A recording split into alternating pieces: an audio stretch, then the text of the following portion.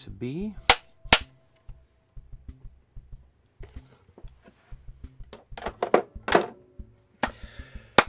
Good evening, everyone. Welcome to my studio. My name is Michael Markowsky, and today we're going to recreate another painting by another one of my favorite artists. This is an unusual time. We're not usually filming this late at night or this early in the morning, depending on where you are on Earth here. But this is an episode I wanted to make because I just think it touches so many various different interests of mine. The painting we're going to recreate here is by Edwin Holgate, Trypillia Village, Ukraine from 1914. And this is, I think, a fascinating intersection of Canadian art and global history that is also has become very relevant once again for all of the worst reasons, as we'll get into going forward. But I just think it's fascinating that 105 years ago, no, 107 years ago, one of the great Canadian artists of all time, a member of the famous Group of Seven, happened to find himself in Ukraine, right out on the outskirts of Kyiv, and during the outbreak. And while he's there, World War I breaks out, and he's trapped in Ukraine, can't get back to Western Europe. What happens? It's a story of an incredible adventure.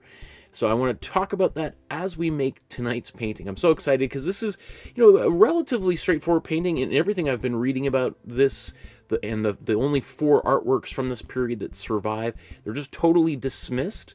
But I think we see, the artist that Edwin Holgate would become in this painting right here. So let's get right into it. We're gonna recreate this one here. So the plan of attack, if you're just joining us for the first time or you're watching it after it's been recorded, you can use the timestamps in the playlist below to jump to the various different places you want to go, including you can go right down to the very end. I'm going to try to do this painting relatively quickly, because I want to mimic the approach that he painted this in. So my hope is 2 hours or less we should be finished. So we're going to start by getting the image onto the canvas. I'll talk about how to do that. I'll demonstrate it. We're going to put a little bit of a stain on the canvas, talk a little bit more specifically about Edwin Holgate and this journey across Ukraine. And because we did a previous episode where I talked for like 40 minutes on his whole life, so we're not going to go that deep a second time. Yeah, so if you're also wanting to support the channel, and especially if you're watching for the first time, please hit like on this video and all the other ones that I've done. Hit subscribe to the channel and the notification bell so you know when these unusual, spontaneous episodes are happening. Another great thing that you can do is you can go back to previous episodes, like them, comment on them, leave a comment on an older episode. Did you like that episode? Did you find it really difficult, much more difficult than I thought, or was it easy? Give it a ranking on the score of 1 to 10 in terms of difficulty, 1 being really easy, 10 being the most difficult. I would love to know what you guys think are some of the more difficult and more easy paintings that we've done thus far. Of course, I would also encourage you to take a photograph of your painting and join our Facebook group, upload your artwork to the Facebook group so we can celebrate your achievement. In a couple of weeks, we're going to go through all of this, and I give people feedback, free information on how to improve their artwork, which is usually what most people who are watching are up to. That's what they want, is to get better, right? And lastly, if you want to support the channel with a small donation, consider leaving. Somebody left a 25-cent donation there on PayPal, and you can do the same. If everybody watching gave 25 cents, boy, oh boy, life would be different for me. So you can use the super chat. You can use the e-transfer by contacting me through my website. My email's on my website, and that link is below, or through the Facebook group. All of those things work. So let's get this underway. Okay, so the first thing we're going to do is we're going to get an image onto the canvas. Now, today's painting is relatively straightforward, and it wouldn't surprise me if some people just decided to sketch it out without using the template. but I've created a free downloadable template for you to use. I'll just show you where that's located. There's I think one of the first links in the video description is for the Dropbox folder. You go into the Dropbox folder, you'll see our most basic episodes are at the very top, talking introductions to acrylic, buyer's guide, etc. And then you have some relatively easy, so there are a few more difficult ones mixed into this here. And then, of course, there's, 100 and 200 more episodes down there. So we've done 258 different paintings. So there's lots of episodes for you to connect to. There's got to be something in there that you appreciate, whether it's abstract or it's representational. Anyway, we go into Edwin Holgate's folder here. You'll see there, this is the painting that we did just a couple of days ago, Joan Green visiting the artist. And then here's the resources for today's episode. So that includes the outline that you can download. There's a JPEG and a PDF version of it, and of course the original. So let's transfer this image right now.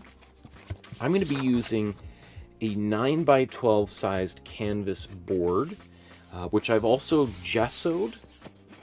So they come pre-gessoed, but I take that board, take it out of the plastic, and then apply a second coat of gesso, and then I sand it down so I get this really nice smooth surface, which I love. I love painting on a smooth surface. And probably, when I make paintings on canvas, I usually make my own stretcher frames and stretch my own canvas across it. And then I'll put some kind of like a PVA size, which is in lieu of rabbit skin glue. I'm serious, rabbit skin glue was really the most common material used by artists for 1,000 years to prime or to stabilize the surface so it doesn't shrink or expand because of humidity and temperature, etc. I'll get back to that in a second. I'm about to use some carbon transfer paper, and you can see that I've used this many times. This is probably one of the last times I'll be able to use it, because once you use, there's just nothing that comes off the transfer paper. There's nothing transfers from the transfer paper. So let's put this under there. You always want to make sure that the shiny side faces down, right? So, because if it's, unless you've got double-sided carbon or graphite paper, it doesn't matter. But in this case, it does. And I've made the mistake many times of putting the wrong side down, and you do all of this tracing, and then you're all excited to get to work, and then you peel it off, and you realize, oh, I just have an inverted image on the back side of my template. I got to do it all over again. So learn from my mistakes and just do a little double check to make sure you're using the right side before you get started. So I'm just doing this really quickly. I'm not concerned about getting all of these lines in here in the supposed perfect place. This just helps me get my composition established as quickly as possible, and it helps you guys also start on the same page as I am, so that, because sometimes people get very self-conscious about their sketches, their drawings, and they're not able to appreciate the incredible stuff they're doing with the paint. Two totally different skills. So this is a painting class. I did do a whole 45 episode drawing course, which you can see in the description below. Okay, there we go. It's pretty quickly done. If you want to call it sloppy, that's okay with me. I don't think sloppy is necessarily a bad thing.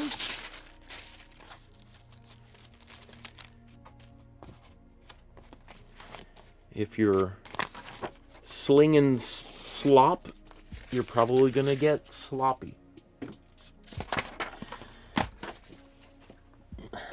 There's a little tongue twister. Slinging slop. Get sloppy, slinging slop. Okay. So, my outline established. Let's move on to the next row. Pascal says it's not sloppy, it's fauvism. Well, that's definitely what they originally accused the Fauvists of being sloppy painters, so you're right on the money. Okay, so now let's stain the canvas with a little bit of color, and there's lots of different ways that an artist might do this. And in fact, maybe let's just take a quick little look at the original painting and see if we can see the artist's imprimatura, the original stain that might have been on this. Now, I'm pretty sure this is oil on board, like a small panel, not too different from this, but back in the day, board probably wasn't canvas stretched over a piece of cardboard or wood, but just an actual panel, like just a real, like it could be cardboard. And cardboard also back then was different than we know it today. It wasn't corrugated, with the little ripples. It was just really cheap paper, pulp, recycled paper that's just kind of pressed together. So what material exactly this is, I'm not exactly sure, but it is possibly painted directly onto the surface. So what I'm looking at here, I think this is the surface here. Now, whether that's just a piece of cardboard or wood that hasn't been prepared, or it has, and that's the original color, it's kind of like this yellowish brown color. We see a little bit more of that here. Since this was a sketch, and it's actually quite small, it's not too much bigger than a postcard. So this is one of the few occasions where we're doing a painting that is actually smaller than the surface that we're painting on. It's probably unlikely that he made this with any intent to keep it. So it wouldn't surprise me if this is just raw cardboard or wood panel that he's just painting directly on. Anyway, I just thought I would just mention, just as we take a quick look at that, to see if there's any kind of secrets in there. Now, I'm going to use the process I've been using for 258 episodes, or 7 episodes prior to this. So what I'm going to use is I'm going to use this brand of paint called Amsterdam. I'm not paid or sponsored. No one gave me anything for free. I bought it just like everybody else did. I like it because I think it's the cheapest. It's the cheapest paint for the best quality, I think, out there. And so I'm going to use this Azo Yellow Deep to put a stain on here. And you're going to see this is what we call a split primary palette, 2 of each quote-unquote primary color, 2 yellows, 2 reds, and 2 blues. The difference is that one's cool and one's warm. If you're like, what on earth are we talking about? Well, I did a whole 2-hour-long episode going deep, deep, deep into all of this, showing you how to mix color wheels with that. All of that is at the very beginning of the playlist below. But anyway, if you don't want to use that paint, or you don't have that paint, here's my suggestions for Golden, for Liquitex, Winsor & Newton, Artist Loft from Michael's Art Supply Chain, Buzz, Peebo, Holbein, Daler-Rowney, Fevicryl, Nova Color, Chroma Color, but not Museum Color because they put white as a filler in it. It drives me crazy, so we can't mix a black with just these colors. You could just use their black, but I want my colors to be nice and saturated if I want them to be. I don't like that this brand did that, and I suspect a lot of other brands have also done something similar to that. Anyway, let's so if you're having trouble mixing a black with your colors, I suspect that's the case, and please let me know if that's a problem, because I want to be able to tell other people. I haven't used all of those different brands of paint. Some of them, are not available here in Canada unless I was to special order them, and I'm not planning on doing that anytime soon. Okay, so I just put some paint here. I'm just gonna do this while I've got this ready here. Let's just put a bunch of these colors on here while I'm doodly doot doot.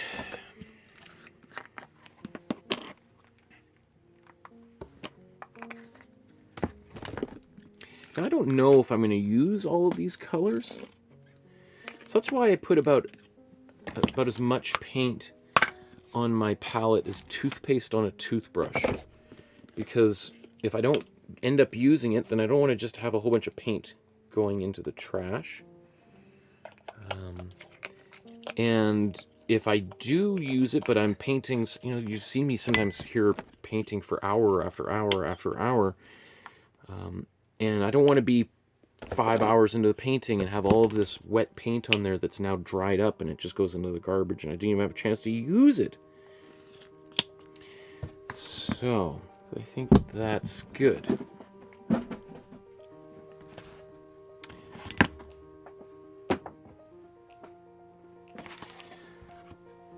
So, let's take some white, or water. Whoa, that's a lot of water. I don't need quite that much. I think once this is all mixed in, you're going to see that it's pretty close to the what I think is the Imprimatura, or the surface that Holgate used for this specific painting. Now, I know that people, when they see that I'm using yellow like this, just think I'm absolutely crazy. I would have too. But over the course of these episodes, I just started doing this as just a quick little hack to kind of get the painting started. And I've since started using it in my own personal artwork because the difference between using this warm yellow as I use it and the kind of a rusty red brown color as most artists throughout history who've used the Imprimatura technique have done is so negligible to be almost unnoticeable by the vast majority of people. And not only is it unnoticeable, I think it's personally preferable. I just like the warm yellow sunset Kodachrome glow that it's got. And as opposed to that kind of a little bit more earthy brown color that comes through. Really what this means, like, is traditionally with the Imprimatura, if you're using that kind of a rusty red brown, it's a middle value. And value is what we call, is the art term for the contrast between light and dark. And so a kind of a brownish red would be a mid-value. It's kind of halfway between white and black, or between light and dark. And so that way that you can go brighter or darker with subsequent paint over top of it. You've already sort of got the middle ground established. Putting the yellow is much closer to the bright side of the value scale, which just means that I have more dark areas to explore and a little bit less of the lighter areas. Slightly different approach.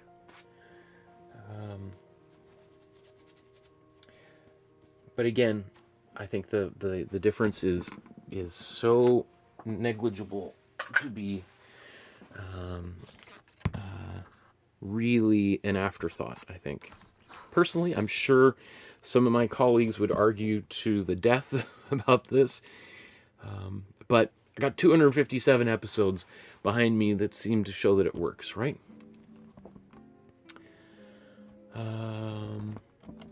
Pascal says it looks very lemony today.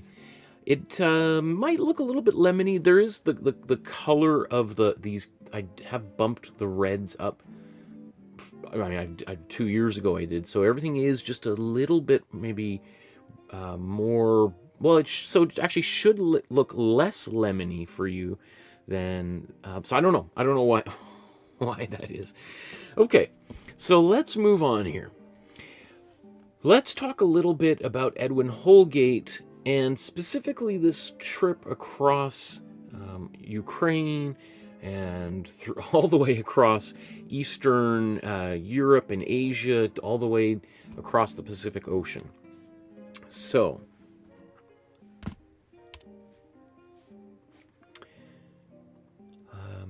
just as a quick little summary for those people that haven't watched the previous episodes that I did on Edwin Holgate. So he was born in 1892 and dies in 1997. So lives a long and very prolific life and career as an artist. I think, you know, and he's famously the 9th member of the group of 7, right? Because certain people left and came and gone. When he joined, he would have been, I think he would have been when he joined, he was the 7th member, but in terms of the overall group, he was the 9th person to be a part of the group of 7. And he, as I said in the previous episode, I think is probably in the running for the least well-known and arguably least respected of all of the group of 7 members, owing to the lack of books that I was able to dig up. I was only able to find one book at the Vancouver Public Library. There's only a few websites and pictures of his work.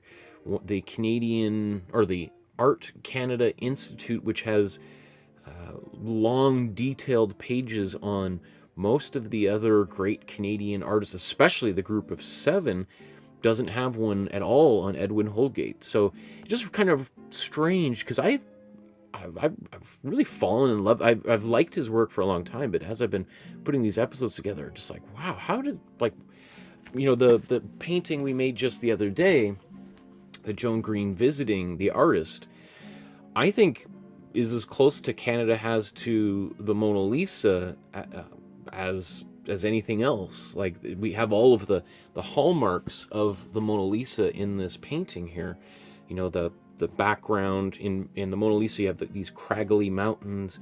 You have this beautiful woman who's kind of an enigmatic kind of smile and look, looking directly at us. You know, the way that her hands are kind of clasped on her lap.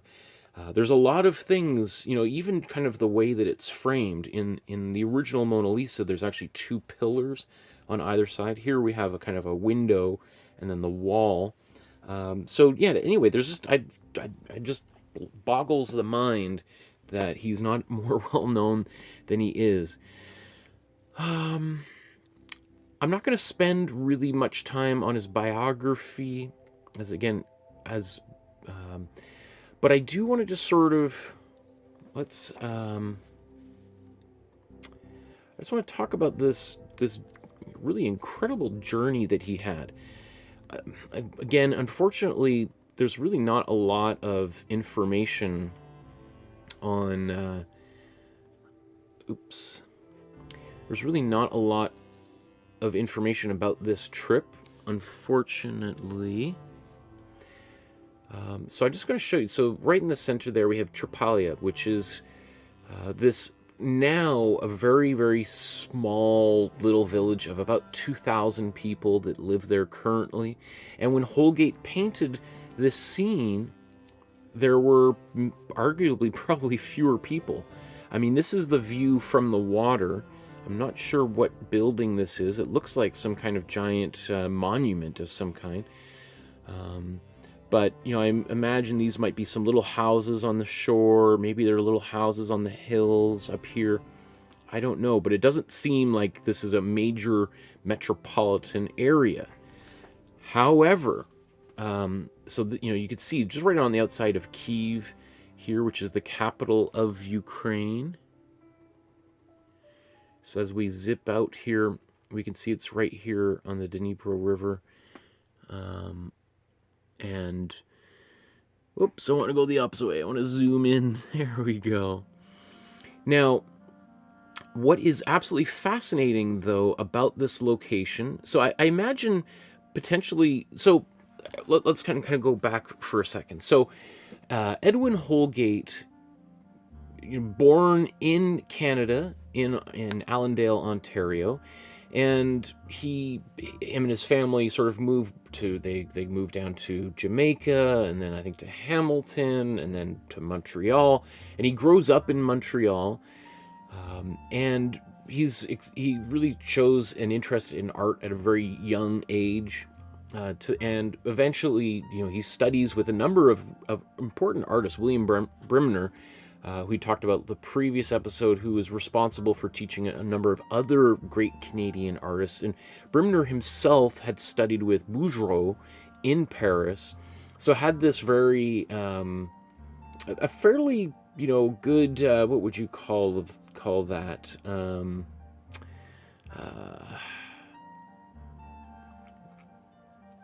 like when they talk about grapes, not provenance. Anyway, Holgate, by studying with Brimner, puts himself like, one, what do they call it? 7 degrees of Kevin Bacon, like 1 or 2 degrees from many of the great artists of the second half of the. Sorry, I was trying my best to mute the microphone before I sneezed. So I just think that all of that's really fascinating. So he studies with this guy who himself had studied with a lot of great artists in Europe, and I think that probably set in his mind that if you want to be a great artist yourself, you've got to go to Europe, especially to Paris, where everything is happening, or at least was at that time, and still to this day. But so in his early 20s, he goes to Paris and he goes to study there at l'Académie de la Grande Chaumière. But he finds it super disappointing. In the book here that I was reading, he talks about that experience of studying in Paris as business-like. That it was just, they were just cranking students out. They weren't really particularly, the teachers weren't spending any time with the students. Having said that, he did make some really strong relationships, friendships with other students who were there. And he said that was, he learned more from his fellow students than he did from his teachers, by, many times over. And we're not exactly sure what took him to Ukraine, but he's while he's in school, during one of the kind of breaks, he goes on this like 2-month trip. He brings his bicycle. He goes down south to, let me see.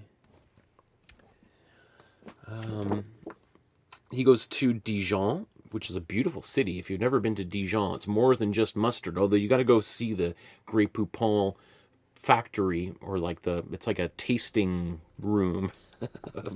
And I love mustard, so that was a highlight for me. And they got a great museum. The Museum of Art in Dijon is great. So he goes to Dijon and to Geneva, then goes down to Italy. He spends some time in Venice. Maybe let me just move this over.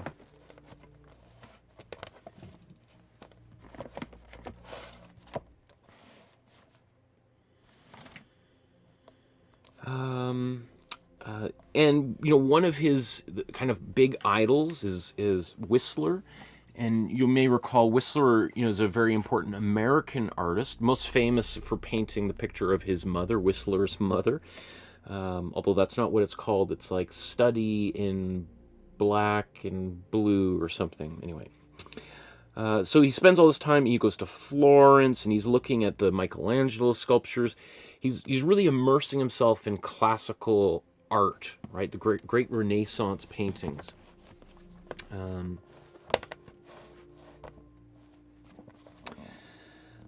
So, he returns back to Paris in 1913, 1914. Really nothing of this entire experience survives. But in the spring of 1914, he sets off to Ukraine, where he was invited to visit friends with whom he may have met among his studies in Paris. So, as I say here, 4 undistinguished oil studies of clouds and distant views of the Ukrainian landscape have been preserved from this trip. And they're here as catalog 9 and 12. They're not in this book. those two paintings are a part of the Art Gallery of Ontario's art collection, if I recall. But they don't have any images of those, so I don't even know what those two paintings look like. And today's painting isn't in this book either, so who knows what those other artworks look like. I'm assuming because they're not documented really anywhere for us to see unless we were to go into the archives, that, like these say, undistinguished paintings. I, however, think it's good enough for us to learn from, but, you know, I'm not the person who put this catalog together. It obviously shows the bias of someone else's taste here. As more and more of Europe was caught up in the First World War, Holgate became stranded in Ukraine and could only return to Canada by taking the Trans-Siberian Railroad, which ran just once a week. He crossed Russia to Vladivostok, and from there made his way to Japan, and eventually reached Victoria, British Columbia via the Pacific. He was home in Montreal by November 1914. Only a few small watercolor sketches of some of the people he saw during his Russian travels reveal his experience of what must have been an epic journey. And that's it. In this whole book, that's all we get from what must have been an epic journey. You'd think that there would be more interest in what this artist would have seen and experienced on what would have been like a 6-month odyssey across, you know, even today, if you were to take that trip, you're traveling through a lot of places which are scarcely inhabited, that certainly don't have a tourist trade, you know, or it's if there is, it's very primitive. And that's today. 100 years ago, like, you're getting off the train and you're in the middle of the countryside. There's somebody walking an ox down a dusty street, and you go to the one building there and ask if you can sleep on the floor, right? Until the next train or carriage or something or boat goes by. Like, that would have been incredible. I wish there was more information. There's probably some letters in an archive somewhere. If someone is interested, I would strongly encourage them to go and try to dig up that information and share this story with the world, because this is all I can find about it. One paragraph in the only book that I can find about this great, important Canadian artist. But I think, you know, despite the fact that we don't have that information, we can do take a quick little look of the where was it? Well, let's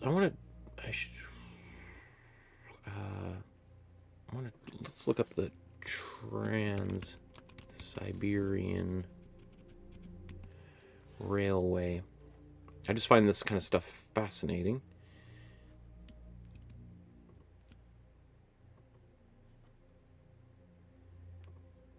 You know, so this train that it goes, you know, like, oops, how, was I not, oh no. Was any of the things I was just showing, I think that was on camera, okay. It's like, was I looking at that book and it wasn't on camera at all? Yeah, because that's why, okay. So, you could see the route since 1913, route in the east until 1916. So he probably took a smaller train. So here's where we would have started on the far left. Okay, cool. Wow, we can get a lot of detail here. So this is where he finds, okay, so World War I is happening way up here off the top left of the map.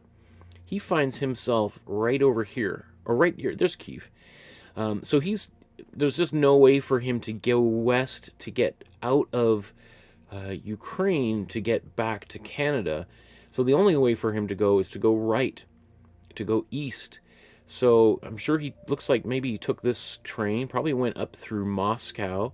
And can you just imagine Holgate arriving in Moscow in 1914? I mean, that would have been an interesting place to be, because World War I starting up, you have this massive conscription of Russian soldiers and this whole military buildup, troops parading down the streets, people being shipped off to the front. And of course, there's all sorts of political unrest, which really comes to a head just a few years later during the Russian Revolution. So that must have been fascinating. I'm sure, being, 22 or so years old, he must have just been like, wow, like, this is incredible. Like, it's scary. I hope I'm going to make it home okay. But so then he takes the train, goes all the way.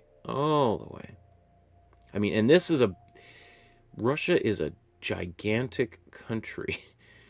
So he goes all the way, cuts through northern China here, right, just to the north of Mongolia, goes through northern China to Vladivostok, because as this map says, this northern route here that goes around the northern edge of China did not exist at the time. So he would have gone right through here. So, I mean, this probably was there.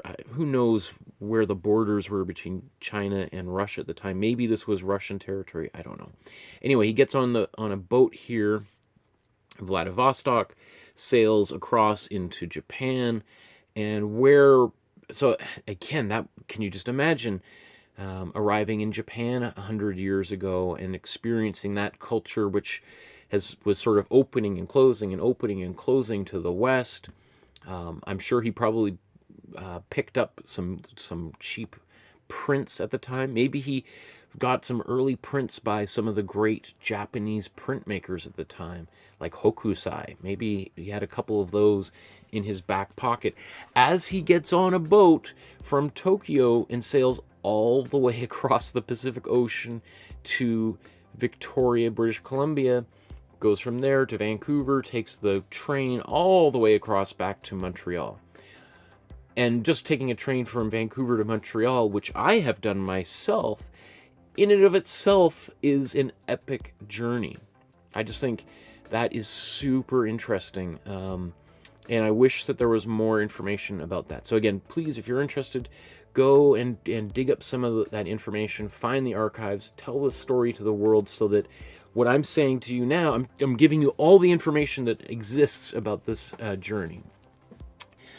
I want to just kind of do a quick little backtrack here, just to talk a little bit about the significance of the location that Edwin Holgate made this painting.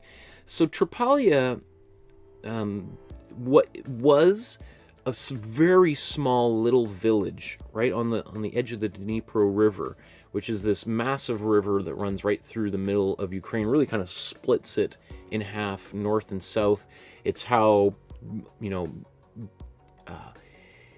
invaders from not just Russia, but from Iran, from the Vikings, from Romania and Poland, everywhere else, Ukraine has been conquered and occupied by lots of different people over the centuries. But it's often one of the ways that people would kind of go up and down. But it's also kind of acts as a kind of a natural dividing line between different sort of factions. Anyway, the Trypillia is this little town. It still exists to this day. There's only a couple thousand people that live there today. And when Holgate was there, it was also probably even smaller, judging from his painting here, which looks like there might have only been a couple hundred people there at the time. Having said that, Trypillia is the location of what is sort of known as an ancient mega settlement that existed 6,000 and plus years ago. It's one of the great early human settlements that is really like fundamentally on the knife's edge between the hunter-gatherer way of life that humans knew for like 1 million years before that, to the farming settlements that that really catapulted humanity on the course that we're still on today. So this Trypillia, Trypillia was the Kukuteni Trypillia culture is a group of people that really, is there a map here? Yeah, okay, so here's a map that just shows you a little bit about the spread of culture here. So Trypillia here, this is the town that we're talking about, and Kiev is just right up there. And you can see that this large people kind of extended down from Moldova, which is right around here, Romania, and kind of very southern tip of Poland. So they're they extend into this area of western Ukraine. You can see they really barely cross over the Dnipro into the eastern Ukraine there. We have here Crimea down in the bottom, where that Russia has occupied illegally since 2014. But this is, it's a fascinating culture, as I've been just sort of putting the episode together, just doing a little bit of research into who the Trypillians were. And they, again, they're some of the first people to put down roots in a place. And it's not surprising that they would do that in this particular area of Ukraine, because, people talk about Ukraine as being the breadbasket for Europe because it's some of the most fertile land in the world, right? Because of the Russian invasion of Ukraine and the war that's currently happening there, there's serious shortages of wheat that people in Africa and Europe and Asia depend on, that hasn't been able to get out of those ports that have been blockaded by the Russians. So it makes perfect sense that some of the very first human settlements on Earth take place in and around this area, and specifically just outside of Kiev in this now little villages known as Trypillia. So there's a few things. One of which is that they're some of the first people to have agriculture. They're planting crops. I think there's a whole list of what are some, like,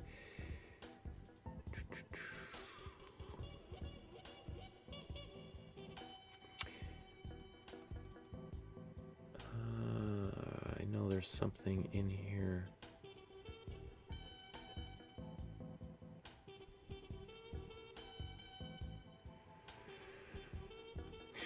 Well, there was obviously wheat. There was like barley and millet and basically, everything you would need to make bread or unleavened bread, and which they're building. They make these like stone ovens to cook them in. So they're making some pizza back in the day. I'm probably not pizza, but I'm just kidding.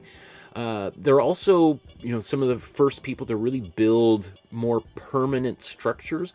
Although what is kind of interesting about this people is that they would often destroy their villages every, maybe every decade, just set them on fire, burn them all down, and then rebuild everything. Which I know it's not exactly the same, but it just sort of reminds me of like the potlatch ceremonies of Northwest Coast indigenous people, that this idea of taking the great things of your culture, making offerings and destroying them, burning them, and celebrating that, and using that as sort of like a opportunity to kind of restart, and bring new life and energy, new approaches, thoughts, rethink how things are done, lay the whole settlement out all over again. And I just think that's fascinating, absolutely fascinating.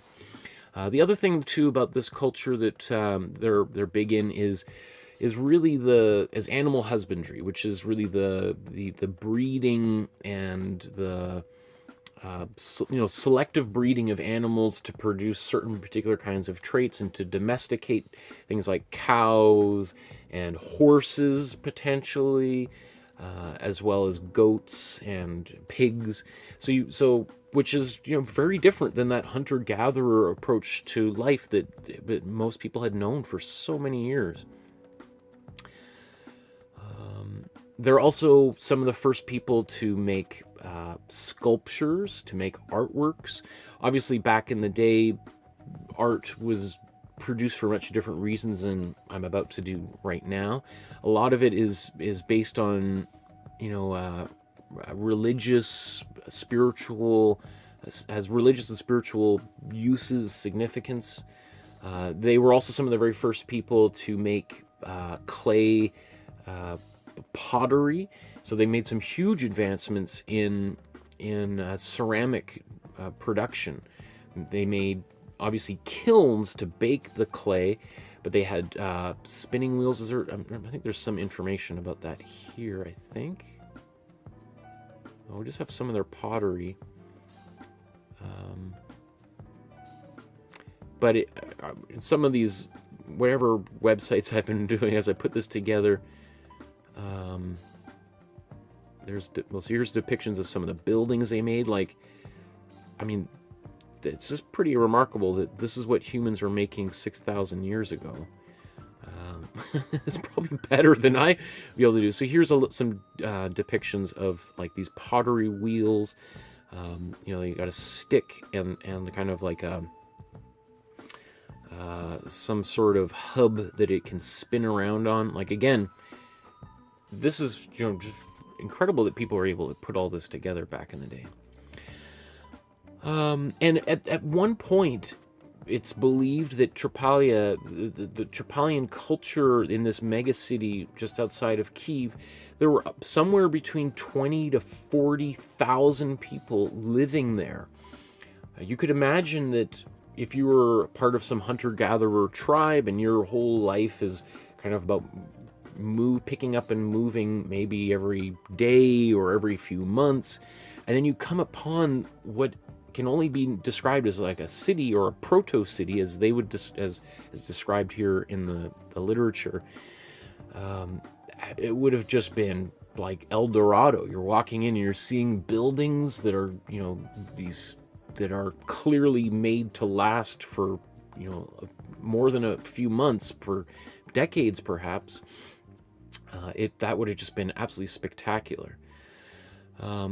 Maybe I do just want to kind of go back and just look at, here's just sort of what we see. This is the typical kind of culture. There is a lot of discussion as to how these people organized themselves.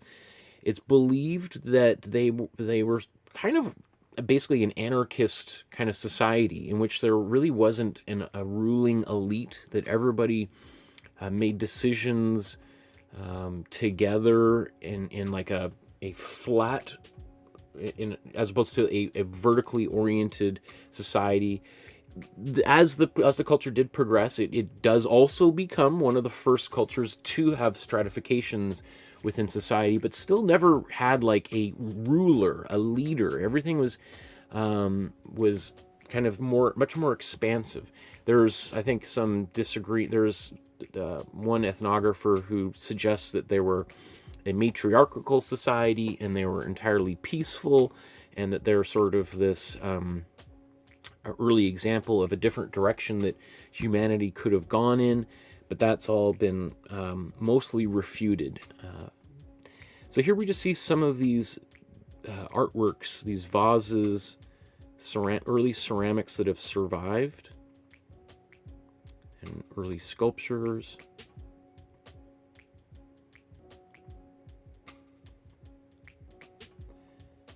I just think these are super cool. I mean, we're talking things that are 2,000 years older than the Egyptian pyramids, right? We're going back in time.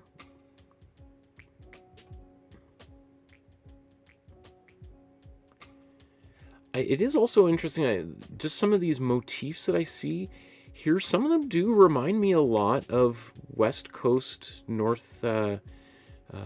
Northwest Coast indigenous peoples, even a little bit kind of maybe Maori and cultures from like New Zealand and Australia, those kind of patternings like this. I mean, just like the black and red colors, which is, you know, not surprising that those would be used because they're very earthy colors and very relatively easy to source. But the fact that that's the palette that we're seeing here, and you know, I live in Vancouver, so I see indigenous artwork a lot. I'm really lucky to have that experience. But so I just want to kind of wrap this up.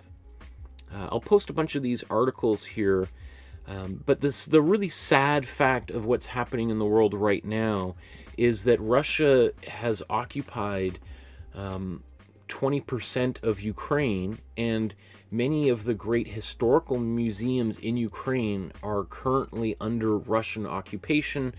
And you can read some of these articles about what has happened is that there's been this widespread looting by Russian soldiers, military, that is not just, you know, these conscripts running into museums, smashing things, and grabbing a few gold necklaces and stuff that are on display, but a systematic, coordinated looting that is being run by people high up in the Russian military who are showing up with giant trucks, carting everything of value and historical significance out of these museums and taking them back to Russia, and literally stealing Ukraine's history. And being of Ukrainian descent myself, it's just like absolutely, you know, horrifying. In some instances, they're blowing up these structures, the museums, whatever they don't want to keep, they just destroy. And there's a bunch of these articles, because it's not just the Trypillian culture that is being wiped out, but there's a lot of, as I said, Ukraine is kind of like the nexus point for a lot of different cultures, including Russian culture that passed through the area that we call Ukraine now. So it's this huge tragedy that that has been unfolding, that goes beyond just you know, the violence that's being enacted, but it's really a cultural genocide that is unfolding in front of our very eyes. So here's as I wrap up here, this is the painting itself that we're about to do. You can see that the original size here is 5.4 inches by 6.9 inches. So like, as I said, it's just a little bit larger than your average postcard painted on oil on board. So it's roughly half the size of today's painting. Okay, so I think we're ready to paint, aren't we? Let's move on. Lots of comments in the chat there. Wow, look at all these people here. Pascal, is there Donna in there? Blue Dog Fine Art. Paula. Awesome. So, what I want to do now is move on to actually applying some paint onto this canvas here. So, one of the techniques you may want to do is a little bit of a quick underpainting. I think for the purposes of the painting we're about to do, I don't think we're going to bother with that. We're just going to go right into the background. And for the purposes of this painting, we have I'm just going to say that the background is essentially the clouds and the sky itself, and then the bottom down here is going to be our foreground. So to paint this sky, we're going to want to use a cool blue to make that sky recede backwards into space. And that's exactly what he's done. We can see the use of this cool blue up here in the sky, and cool colors recede, warm colors advance. So he's got this cool blue in the sky, and that makes it go backwards. And he's got this warm purplish blue in the water that makes it come forward. Right? And There is a little bit of red and pink and purple in the clouds, but looks like a cooler red, magenta in here. Like it's a little bit pink, but it's a pink magenta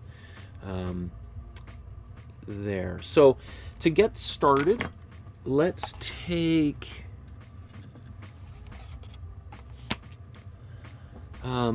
and I just realized I'm teaching a painting class tomorrow, and I put all my mediums away. So maybe today, rather than me just running off and getting them, maybe I'll just paint without any mediums like I used to do back in the day. So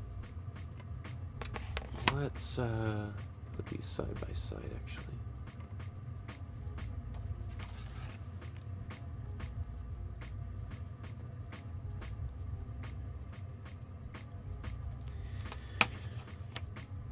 So I'm going to take some blue, actually it's probably a little bit too much, in my white, and let's mix this up.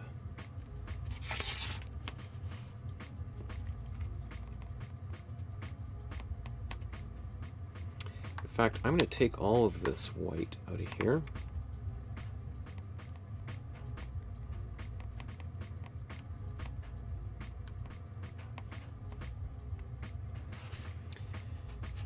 And you can see, we need just, well. So I'm going to start with this blue.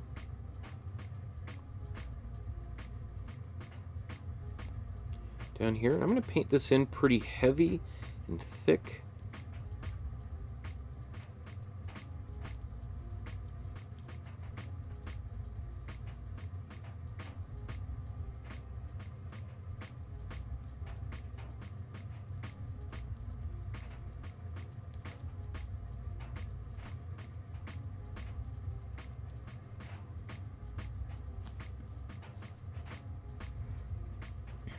Okay. So I've applied that. It's pretty goopy, thick paint, which is great. Now let's just take a little bit more blue.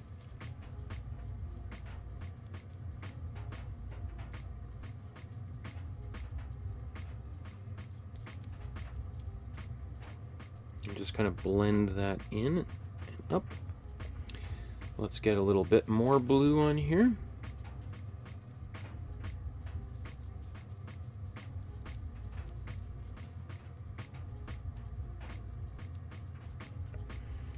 Let's get a little bit more blue on here.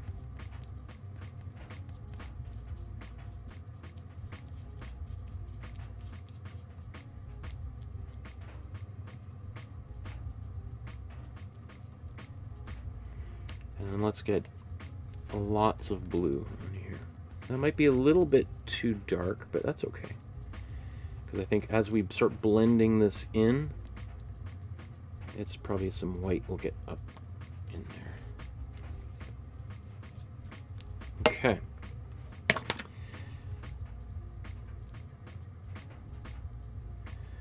So I'll just kind of, what I'm doing here now is I'm going to start from the top and just kind of blend my way down.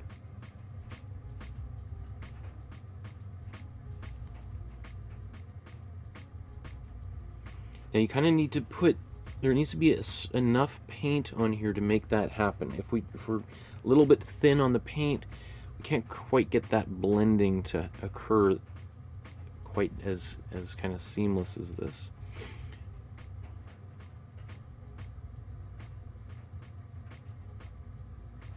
Now that paint is starting to kind of dry and seize up a little bit.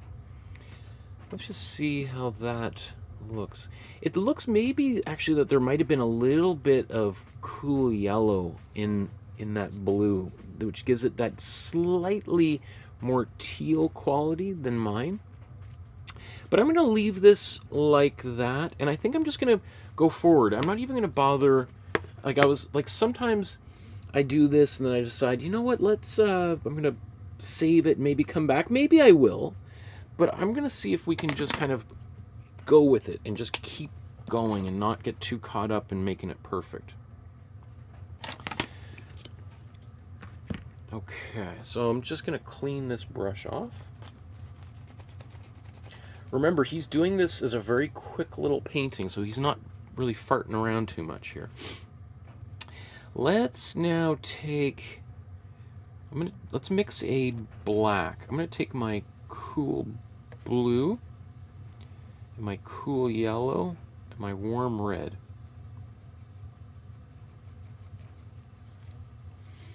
Mix that up, those three colors, cool blue, cool yellow, and warm red. And we get basically a black. That's pretty good. And if you have a hard time seeing what that color is, just take a little bit of white and mix that in there. That tells me it's actually a little bit more blue dominant, so I'm just going to take a bit more red and a bit more yellow.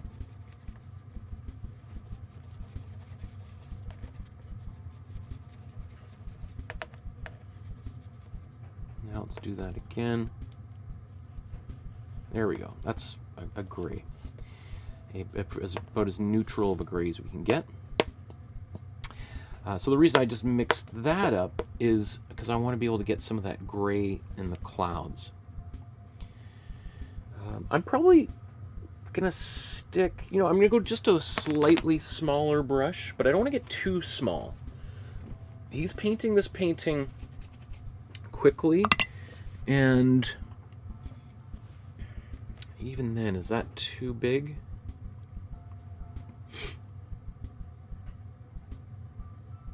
That's about right. That's really going to force me to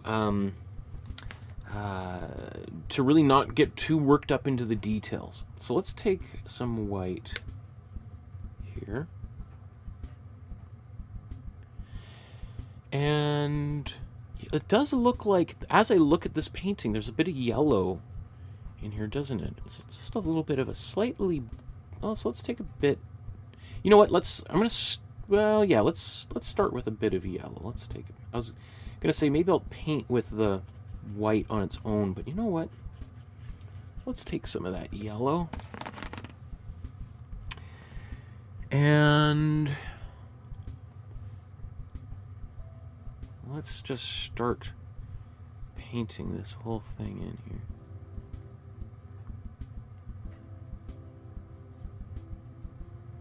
Now it's possible that I'll pick up a little bit of the blue because there's still a lot of wet paint in there, and that this could kind of go a little bit green.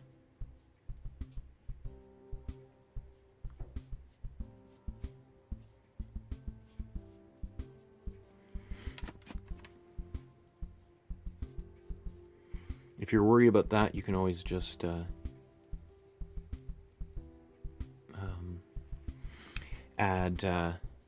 just blow dry it a little bit, and that will take care of that.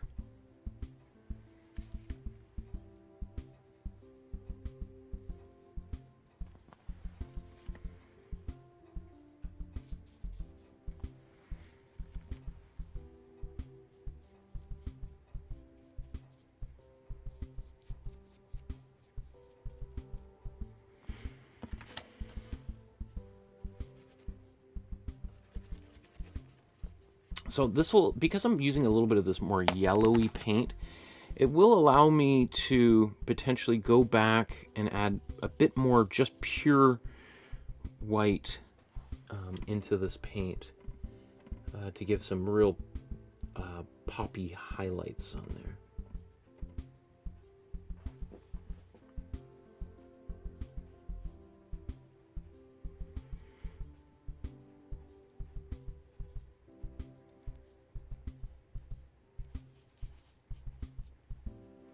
Kind of just swirling with the brush.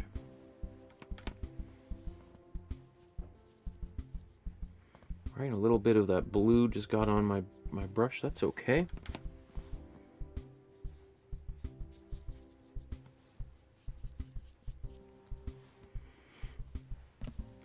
Okay. So now I'm going to take a little bit of my gray and a little bit of my blue. I don't want it to go totally gray just yet. So let's take some white. Because I wanted this to be a little bit of a bluish quality, so it kind of fits in with what we got here.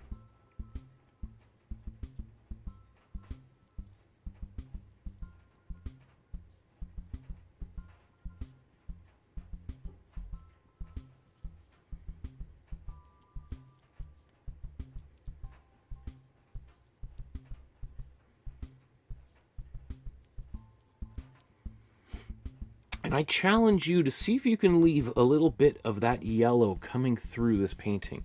That's the trick of today's artwork, is can you do that? It's tricky to allow yourself not to allow to just paint everything right over.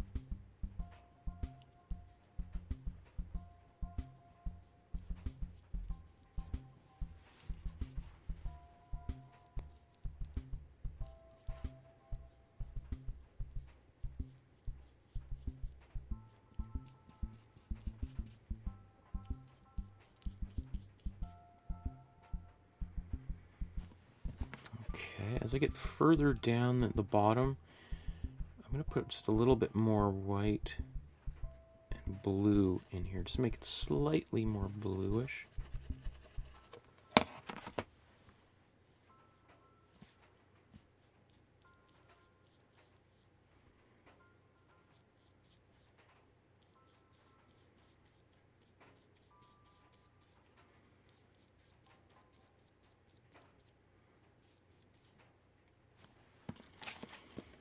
I'm going to come up with just a bit more of this gray again.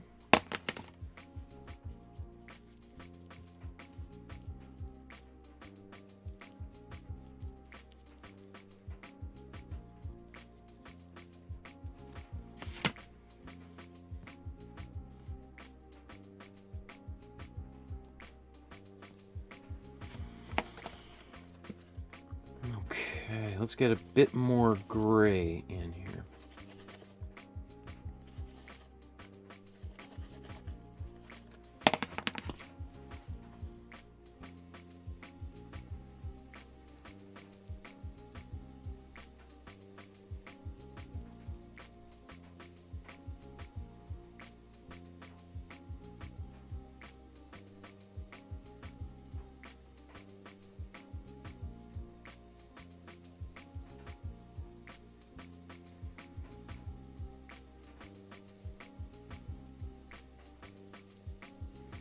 So even just as I've been painting, I'm picking up some of that white, and so I can kind of just, without even dipping back into my paint, I can just sort of blend that back in. Remember, we're painting with acrylics here, and if we're painting quickly like this, it's kind of surprising how wet things can stay.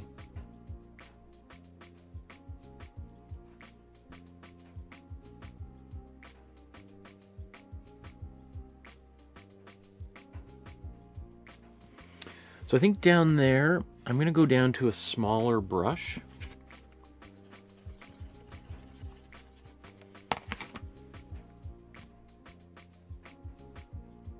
Oops, that's a little bit too dark. That's okay.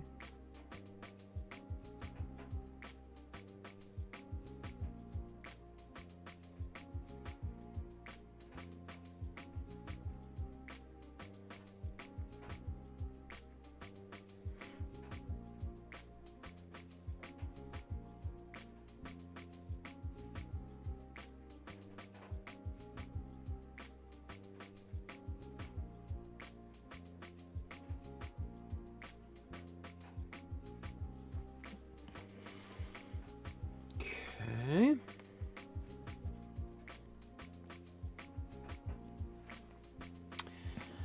I'm going to take just a tiny fragment of this warm or cool red, sorry. I'm going to bring that up here. Oh, that's even a bit much. I want to be careful.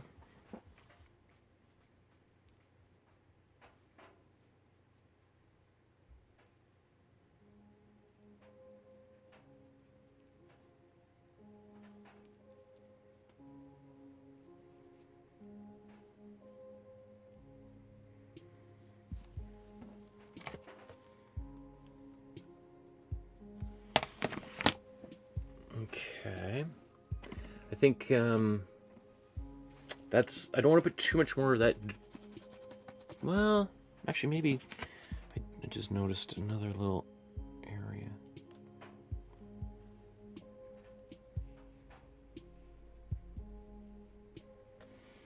I do want it to make this a bit more white and less gray. That's too pink. This, I think, is also going to be too pink, but...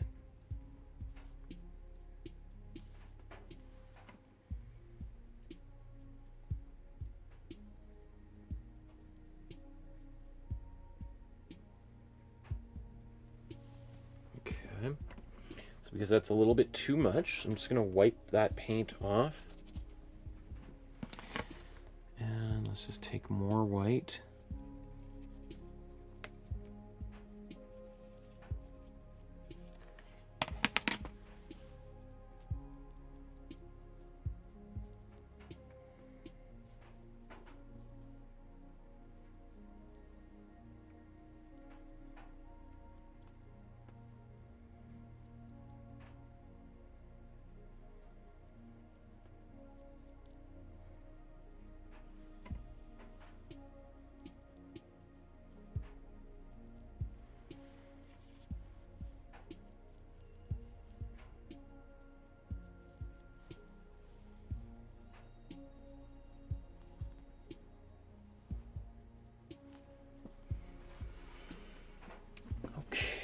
Now I'm going to make just a slightly sandy color. I'm going to use some warm yellow, a little bit of warm red, and a tiny bit of warm blue.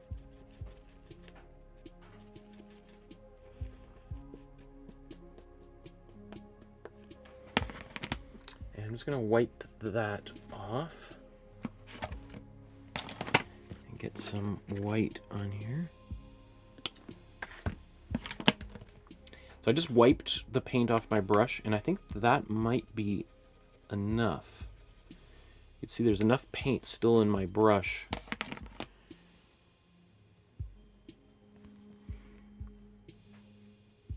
That might be even a bit too subtle, so let's actually just take a bit more paint.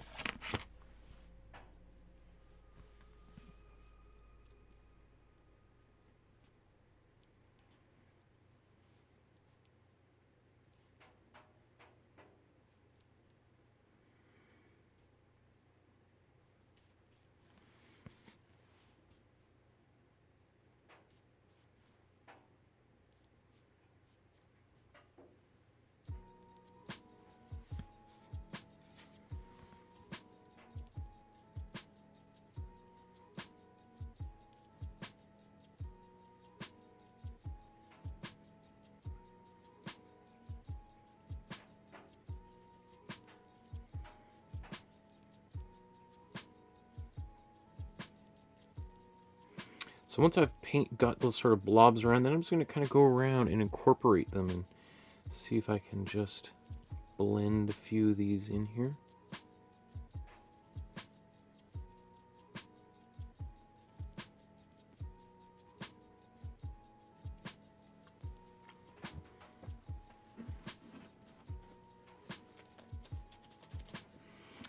Okay, I've done a little bit of that. I'm going to go back to my pinks again.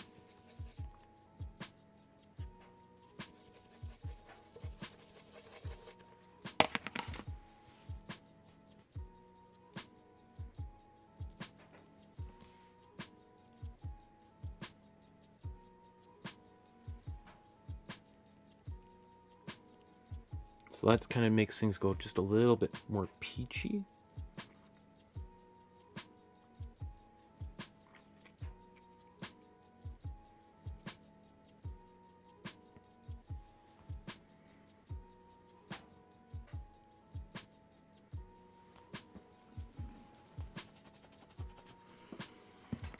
Okay, and then I'm going to go back to this yellow here. My cool yellow with white.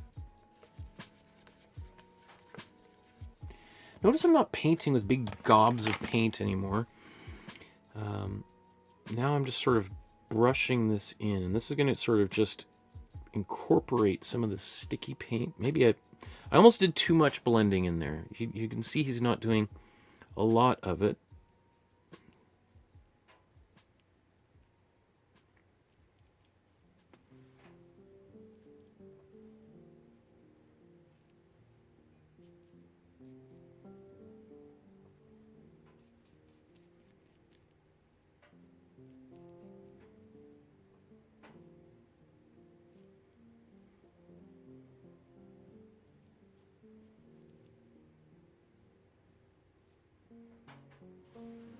So maybe I'm going to take a bit more of that paint, bring that back.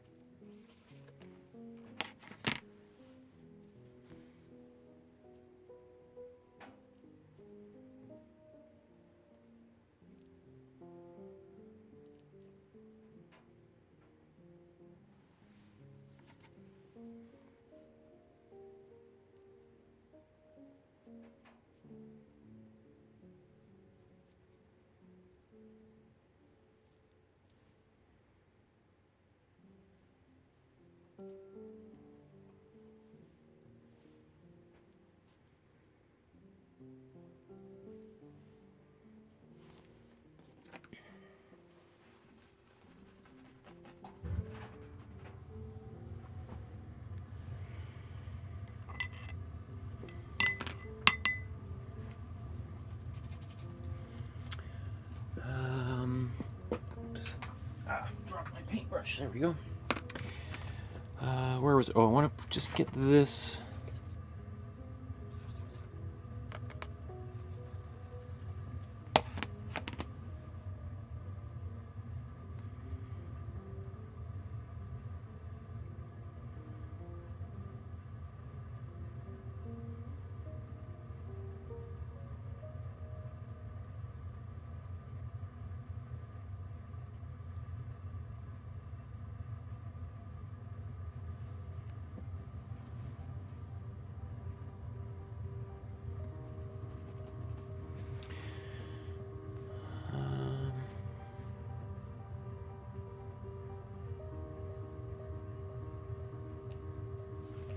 Now what I'm going to do, I'm going to take a little bit of my blue.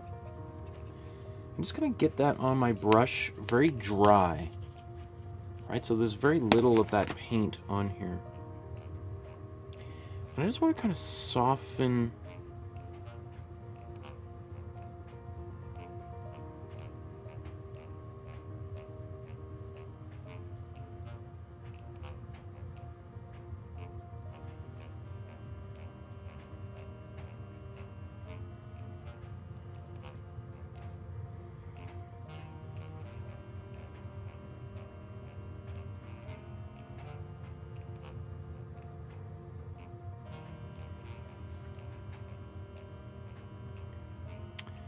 Some of these edges.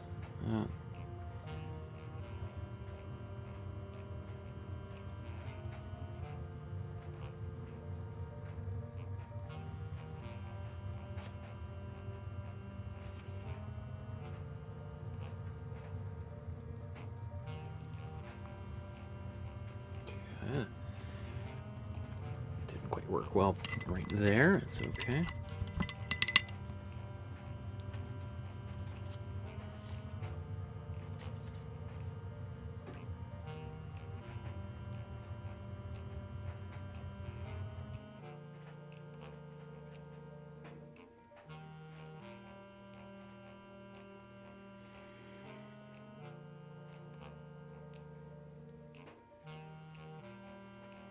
So I just, because you can see, like, in his painting, it's just a little bit softer. There was a little bit of intense contrast that I just wanted to kind of take down just a little bit. It kind of fades out a bit. I want a bit more of that. I'm going to take some white. Just got just a blob of white right there. Let's see, I need to get, do I have more white? Let's get, there's a blob of white up here.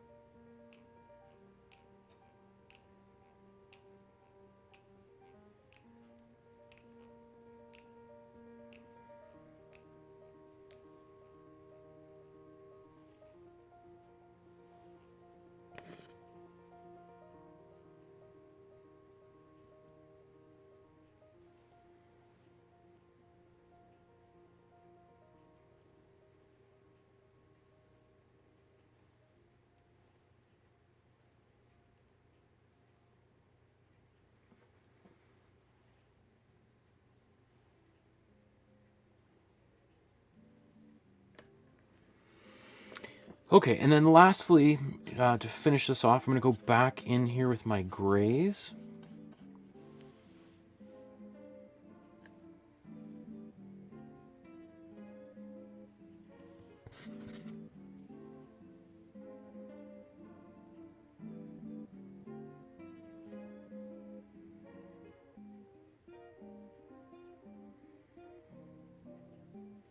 And as I'm doing this, I'm just squinting my eyes. I'm looking at the original and I'm looking at mine simultaneously and sort of going back and forth. Where does it need to be darker, right? And really, this is not surprising that this area should be darker because it's actually closer to us, right? So as things get further away, we want them to be just a little bit lighter.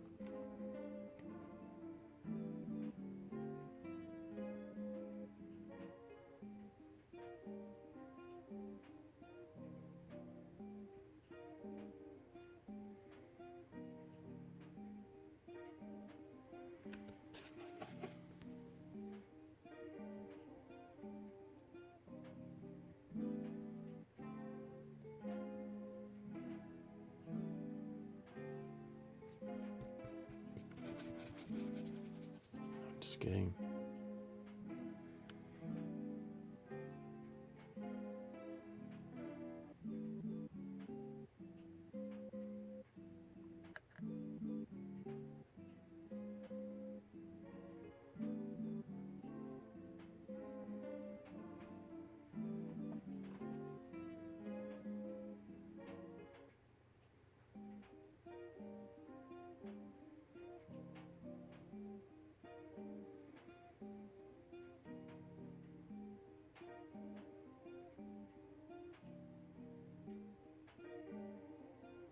Okay. I'm going to get just a little bit more of my gray in here. It's still too...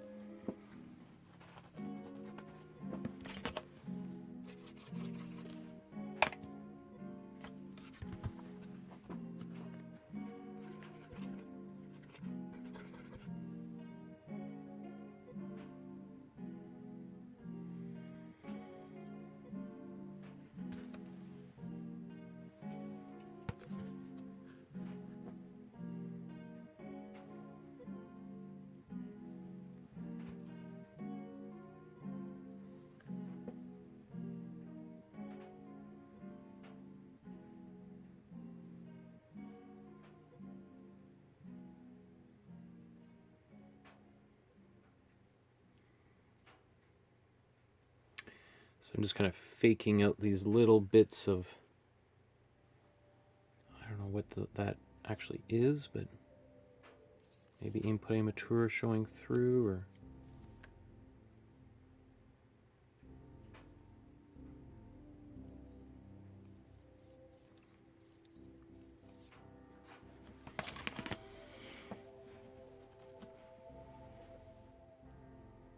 I want just to kind of blend them in just a bit.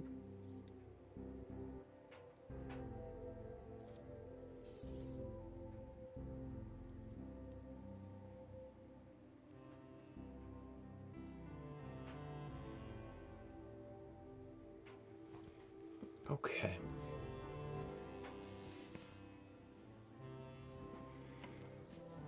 I think that's probably okay. I mean, maybe I want to do a little bit more to that. Wow, didn't realize how fast time was going here. But this timer, the app here, I'm just going to reboot that app. Sometimes that app will just crash, and the timer stops going. That shows how long the episode's been going on. And I look at it like, wow, we're doing great for time. And I'm not really paying attention, and I keep looking at it and I'm like, wow, it's like no time has passed. Wow, you know, this is amazing. And then all of a sudden I'm like, oh, 3 hours have gone by. Okay. Yeah, that's time flies, right? Oh, Deborah was there. Hi, Deborah. I was going back to it. Pascaline is there. Hello, Pascaline. Wow, some of you guys are hardcore. Pascaline, it's 6:34 in the morning. My phone lit up and woke me up and said, Michael's streaming. Yay! Okay, so I'm so excited all you guys are up here late painting along with me. That's cool. So let's look at the next step. Let's do the foreground, and again, for this purpose, I just said the ground is our foreground, and the sky and the clouds were our background. So to get our foreground, let's just take a look. We have this warmer purpley blue at the bottom, this ultramarine with maybe a little magenta in there. There is a little bit of cool blue. That's maybe a little bit more of a cobalt blue. We got purple right on top of this hill, and we got these warm tan colors in like, I don't know if it's like a wheat field or they're cliffs or exactly what's going on. In fact, I don't know if this is worth it. Let me see.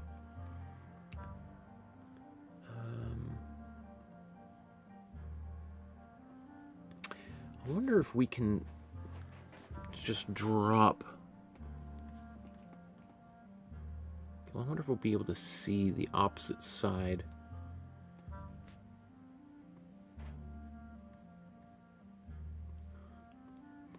was going to see if we could see what Trypillia looks like from the water here. Can't really see anything across the Dnipro. This is a pretty wide part of that river.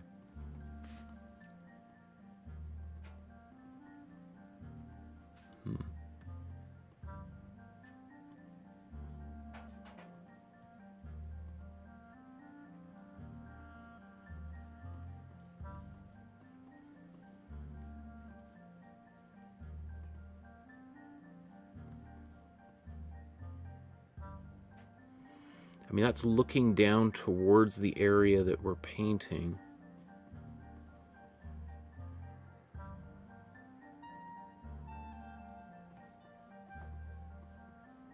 So it doesn't look like particularly, I mean, maybe this is that high mountainous area.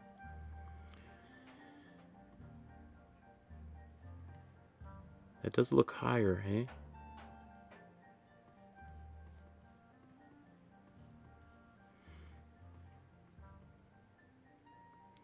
Observational area.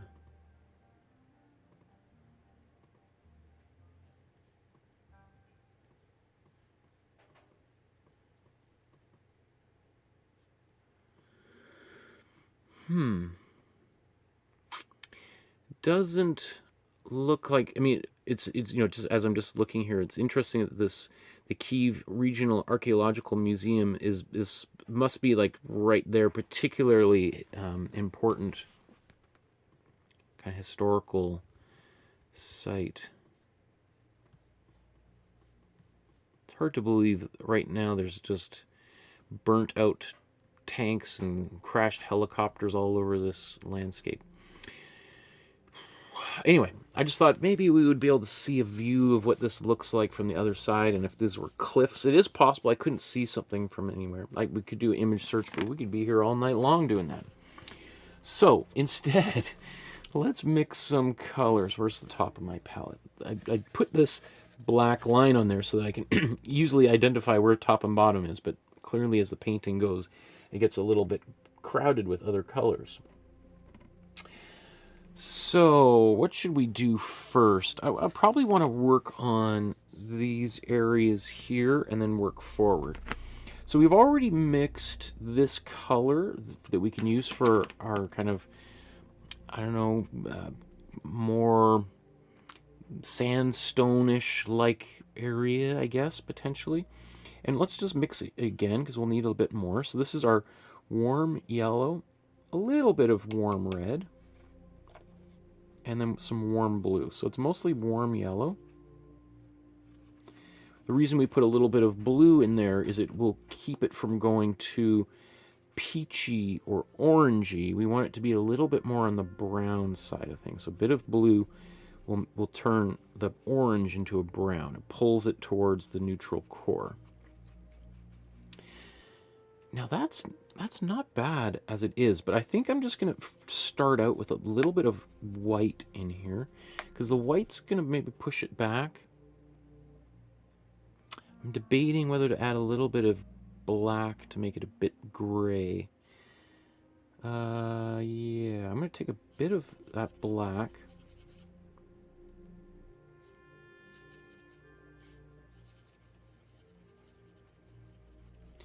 So now I've got a gray rather than a tint, right? So I've got it tone. So there's tints. Tints are when we add white to a color. Tones are when we add gray to a color. And shade is when we add black to a color. And tints and tones are great for pushing things back into space. Tones push things forward, right? Whenever you put black into something, it leaps forward towards the viewer. Whenever you put white and gray in particular, things go backwards. It doesn't mean you can't have white in the foreground. It's just that when we mix those colors, it gives the impression of atmosphere in an artwork. So I want to use a little bit of gray here.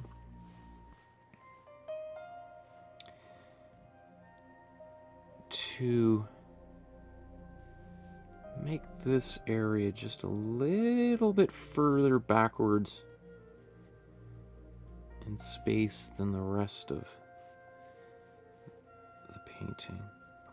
It's very subtle. There's barely any black in there, but everything adds up, you know?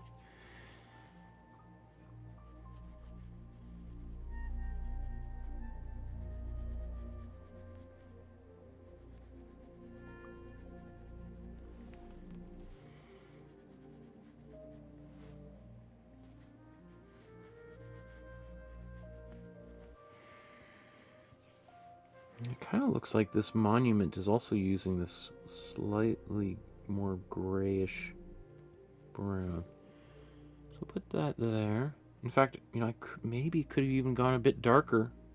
It does look a little bit more orangey on camera. I think in person I've got it pretty close.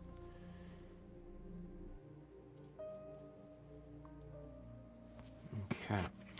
Now I'm just going to go into the color as I intended it. In fact, I'm going to take it just a bit more yellow, a little bit more red, just a tiny bit. And then, yeah, that's much more saturated.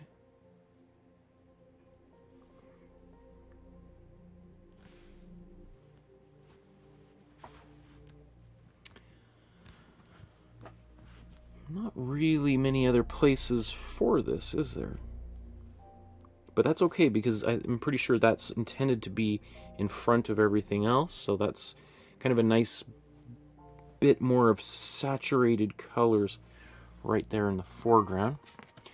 Over here we got a little bit more of a peachy thing going on. So let's take a little bit of white, a little bit more red.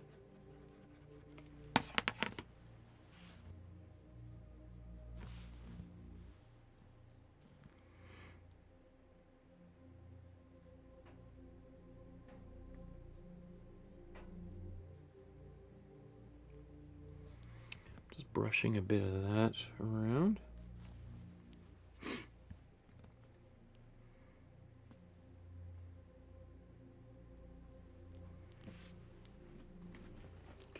Okay. Now let's mix that purple.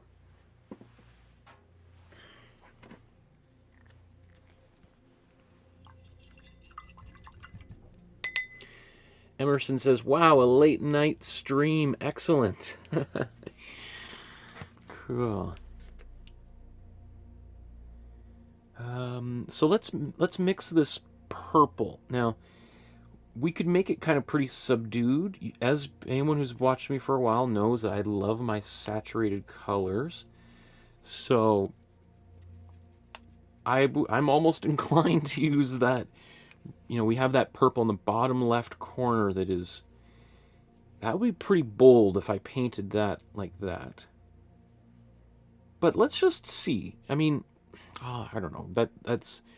He has more of, this is a grayish purple. So well, let's just see. We don't like it, we don't have to keep it. We can paint right over top of it. So that's woo. I'm going to add just a little bit of white in here. I mean, I just put, that's like maybe a couple grains of white. But it changes it, and it'll also make it slightly more opaque.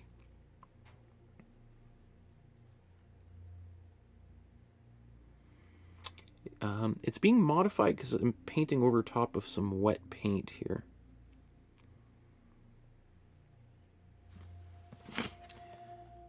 Let's see. I could obviously just get more white paint, but here I don't mind mixing into some of those colors which have been used before.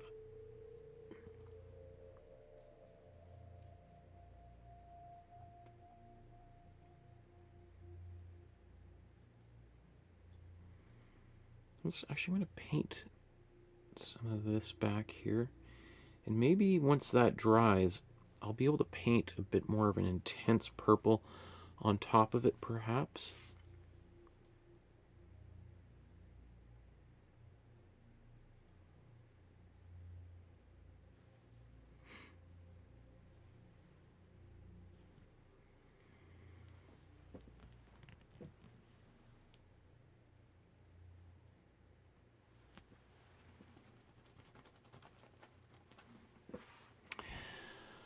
Okay, now let's get some green in here. Now that is a bit more of a saturated, it's a bit kind of a cooler green. I'm going to give it a foundation of warmer green, and then we can always put something cooler over top of it. So let's take this warm yellow, warm blue, mix that up. I didn't clean my brush, so it had a little bit of a some reds, and that magenta was there, so it's going to make it slightly more purpley, or it made it slightly more kind of brownish, a little bit darker.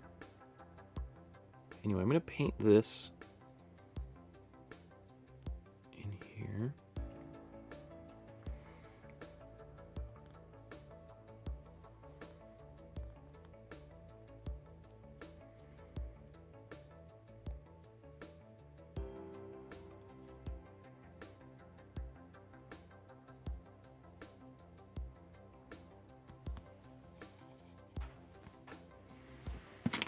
Make it just a bit more yellowy.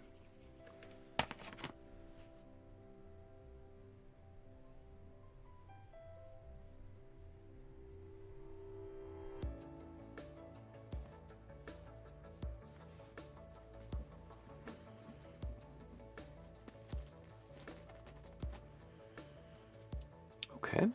I know it's not exactly the right color yet, but we're still building.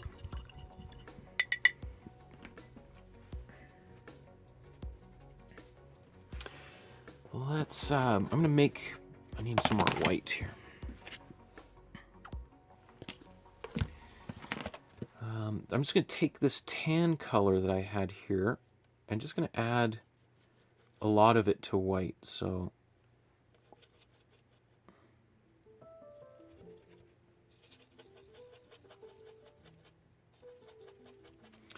There's a little bit more on the peachy side. I was kind of, maybe I shouldn't have mixed it in with any white. It should just be mostly warm yellow and white. I don't mind the peachiness, but this, I might even need a smaller brush for that.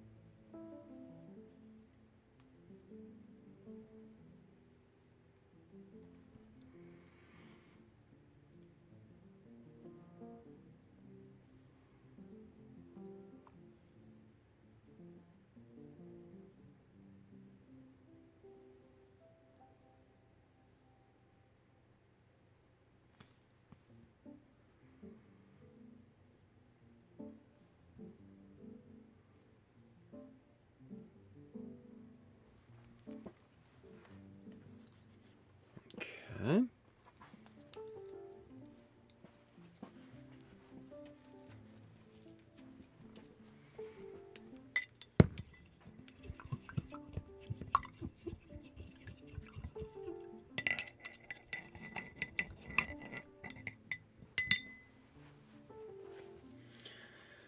I feel like I'm keeping all of you guys up late. A lot of people are going to have slow Sunday mornings, going to sleep in tomorrow.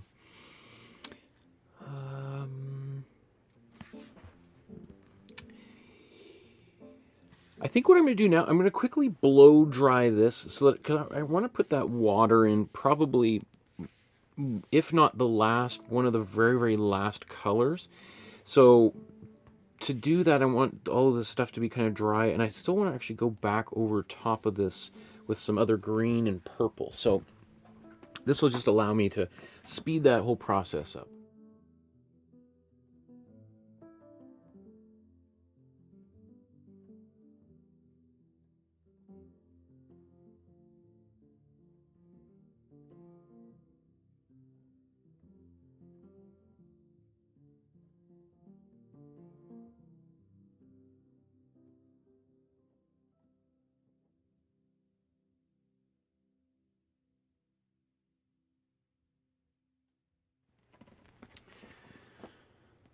Okay, so now I'm going to go back to my purple here. I'm going to go right in with my saturated purple.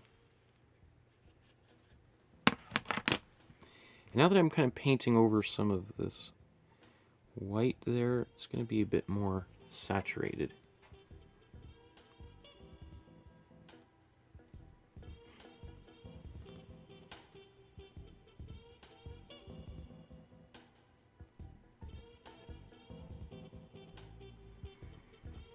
It is a little, that's more intense. I don't mind it. I don't mind it at all, but it is, you know, it's a personal preference.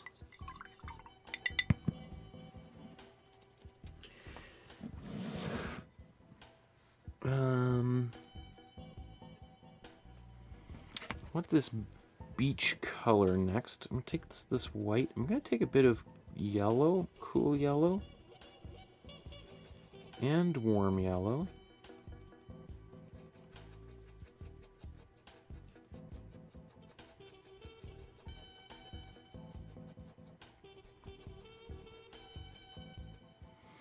That just means I'm sort of bridging the gap between those two yellows. One that is a bit more neutral temperature.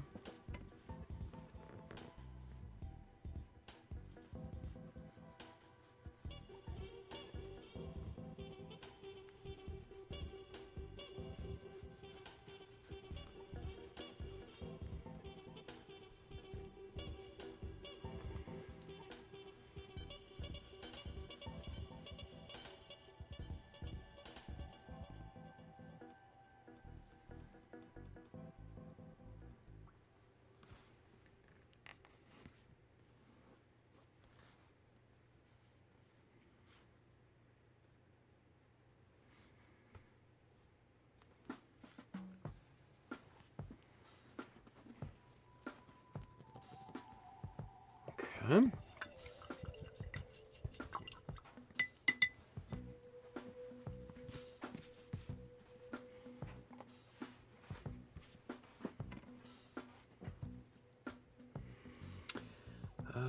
I'm going to actually quickly blow dry this.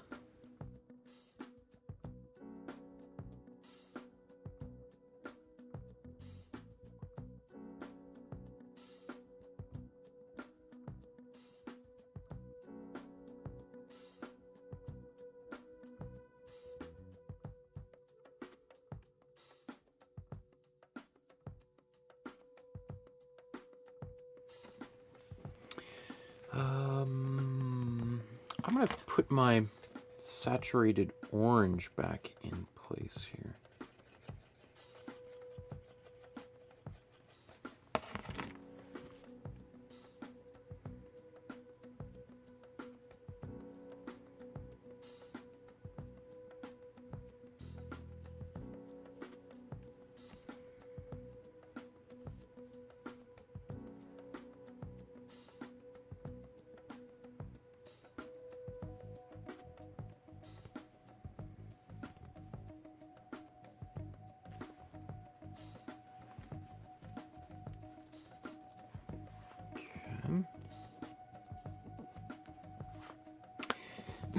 Now let's get some greens. This time I'm going to take some of my cool blue and cool yellow. Now typically we don't want to use cool colors directly in the foreground, which is why I put some of this warm green underneath, just to kind of allow this to be bright and saturated and cool, but it's sitting on a bed of warmer green, so that it's still going to kind of it's pulling it back a little bit. It's like raining this bright color in.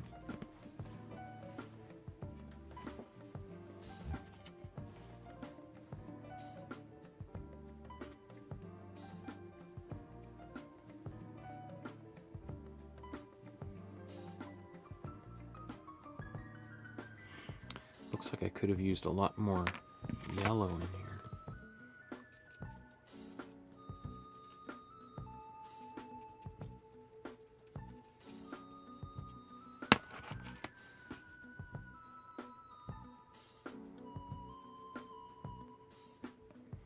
Must have been some white in this color.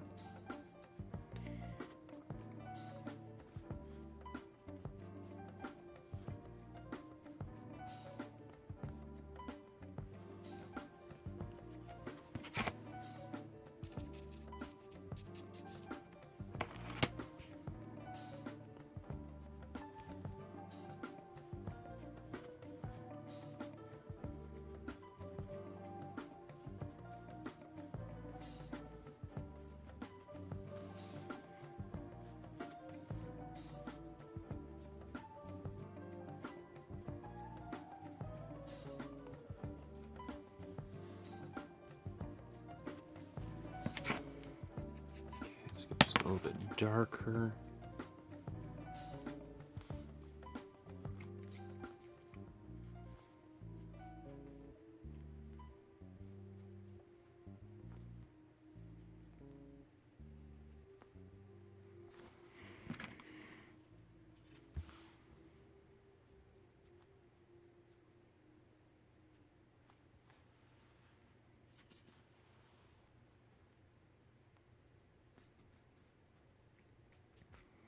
A lot more blue in this mixture, cool blue.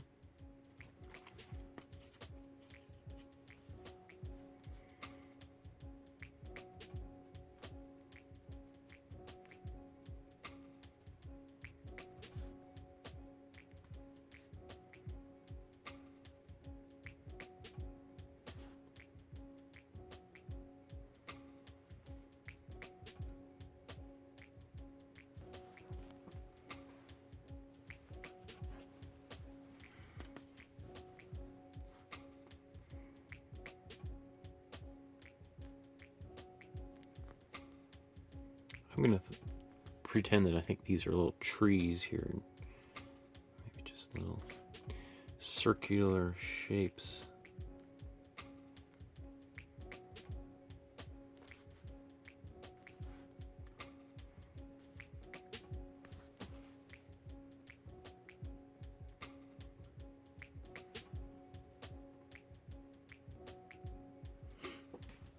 Okay.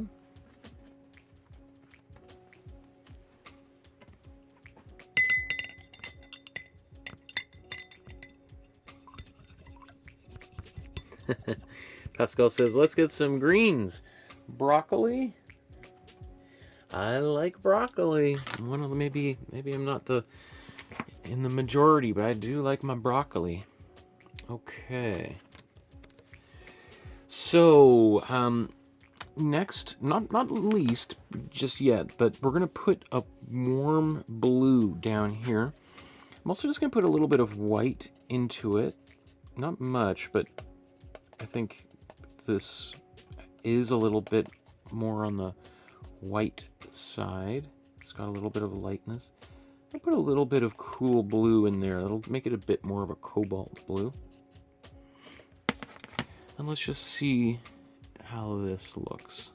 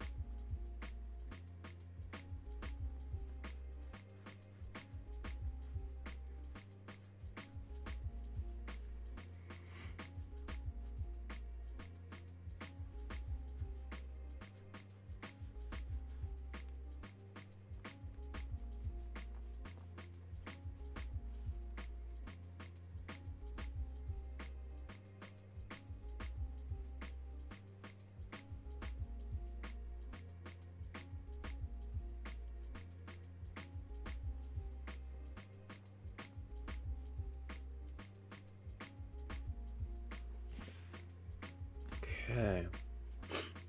It's definitely lighter, or well, yeah, it looks lighter on camera. I feel like that's pretty good. Like, I don't know how much darker I'd want to go. I'm gonna let that dry for maybe I'll blow dry it even, and I do want to just maybe there's a little bit of that green streak down on there. We got these little I'm not sure what those are, some kind of structures, houses maybe down there.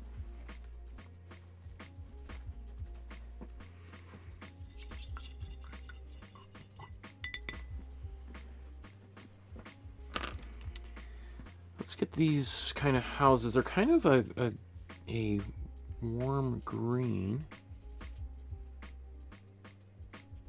warm yellow, warm blue.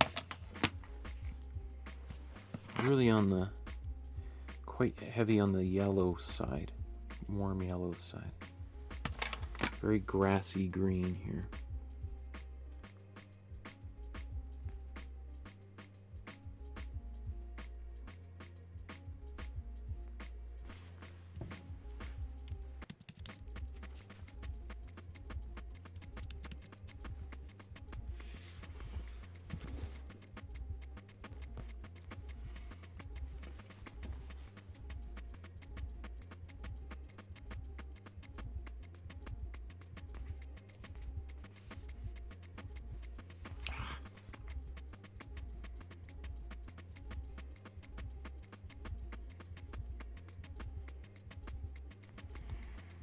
So because it's a little bit transparent, I'm going to add a little bit of white in there. It's going to block out that background a bit.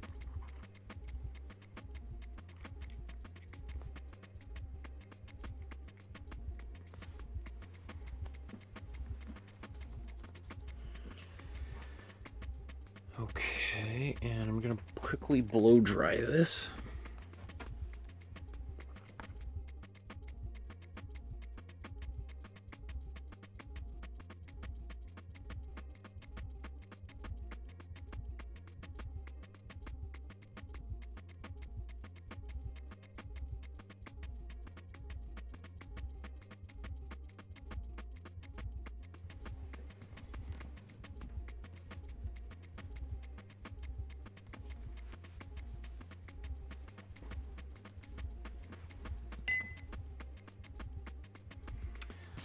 I want a darker brown. I want to get, so I'm going to take my warm yellow, warm red, and warm blue, mix these together.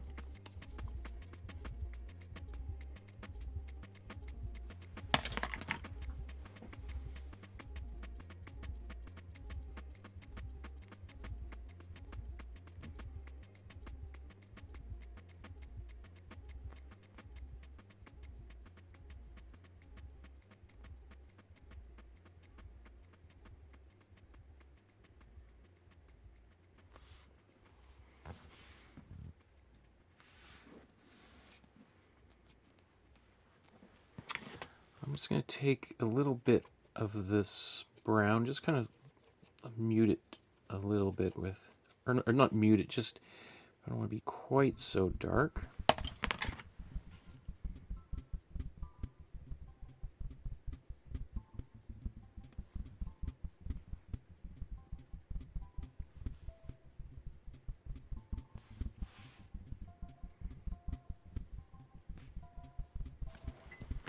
Also going to take just a bit of this white, take that same color but put a bit of white in there. I don't know about you, but does it kind of look like maybe there's something going on top of this hill here?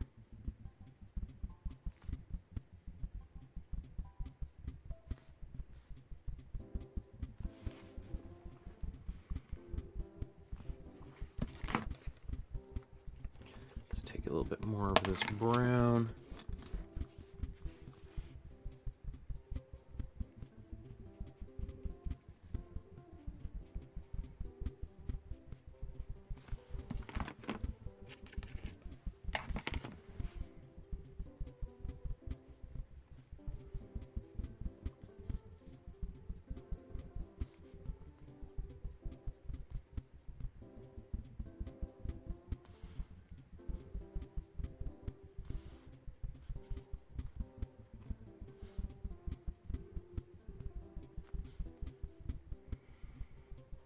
I'm just trying to create the, maybe I'm going a little bit further than Holgate did, but just trying to layer one shape over the other. I'm debating, do I want to get rid of that little speck of white? I think I'm going to leave it like that. It kind of almost looks like there's a bay back in there.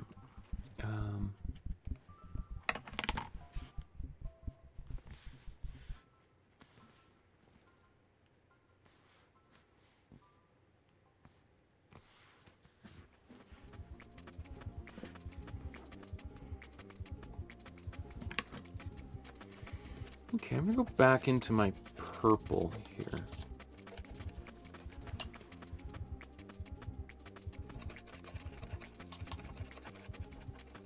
Just using the scraps of paint left on there. Guess I do need a bit more yellow.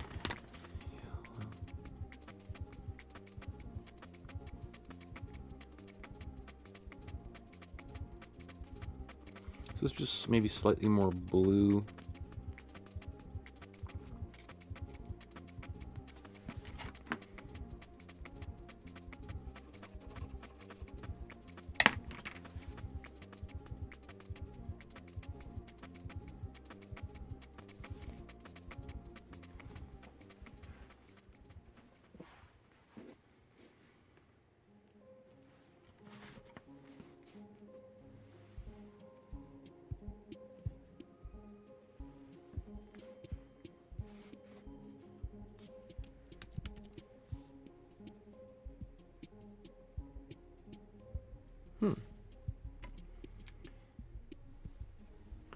Pascaline says, no music, a bit crazy. There's no music playing? Huh.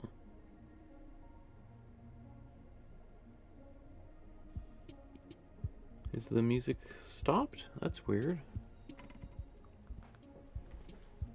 Let me...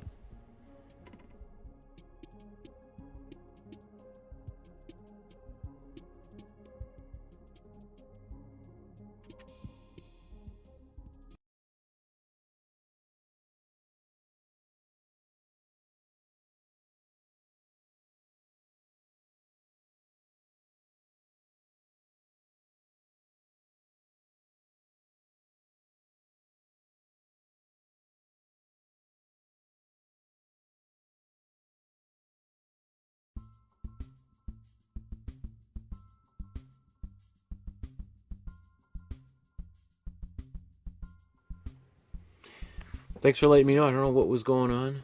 Is the background music jumping? I must have done something there. Thanks for letting me know. I appreciate that. It's the last thing I want to do is for there to be weird things that are making the video intolerable.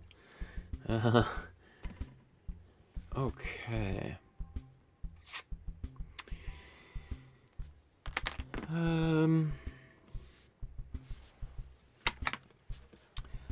might take a bit of this cool blue.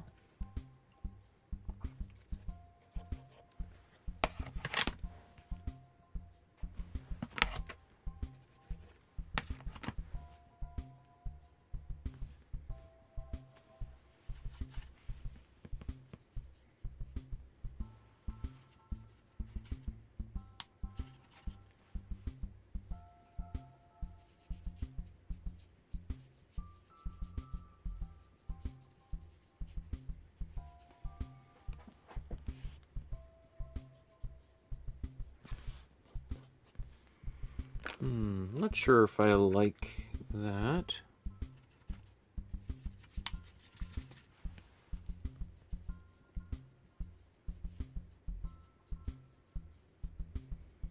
Now that I've blended in, actually that's not bad. It's just very kind of subtle little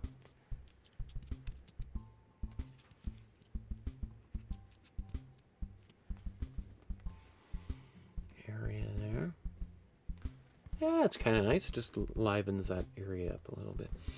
And there are these kind of little reflections in there. How much of that I want to do, I'm not sure. I could take a little bit of yellow, bring it into this brown, or into the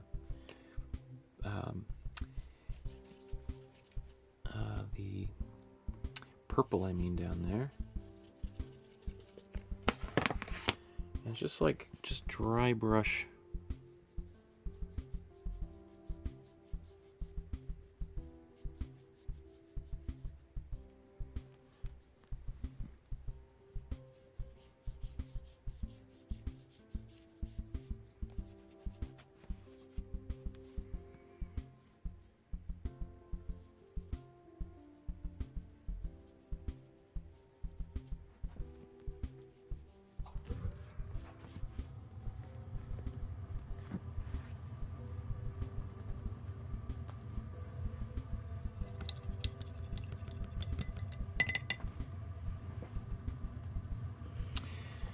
There is this little strip of cool green right down at the bottom there.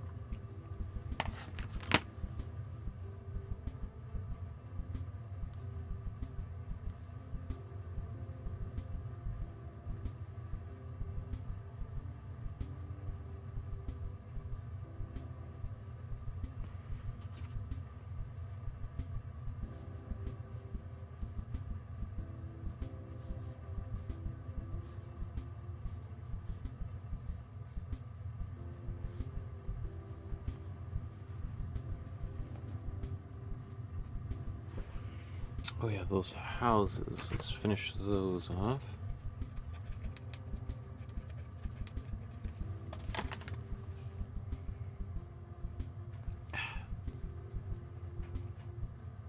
I think these are houses anyway. I'm not sure.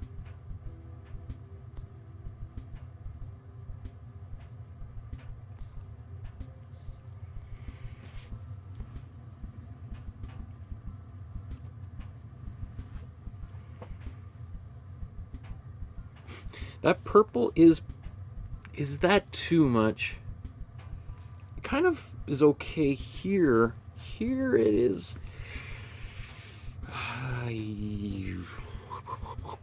That's. I just wonder if I've lost my mind a little bit there. I think I'm gonna bring some of this sandy brownish color. Just paint back over top of it a bit.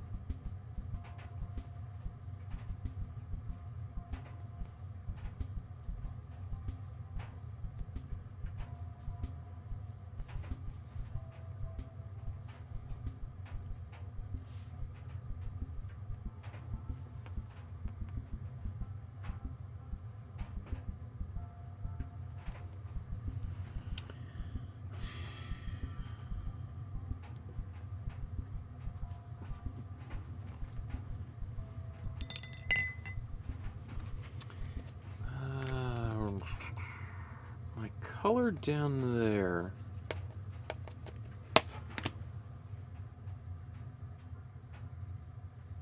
I'm just taking a slightly deeper blue.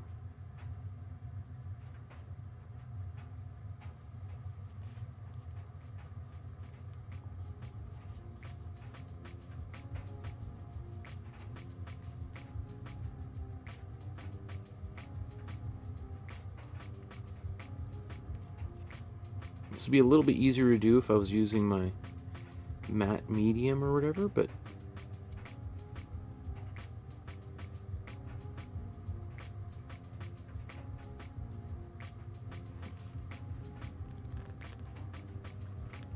like it's kind of nice, that little bit of brightness, which I kind of did accidentally. I was trying to go for a bit more teal right down there. But it kind of gives it like there's this bright light coming right down through the sky that is kind of working for me. So, I don't know. I think I might be done. Do I want to do anything in the clouds now? I'm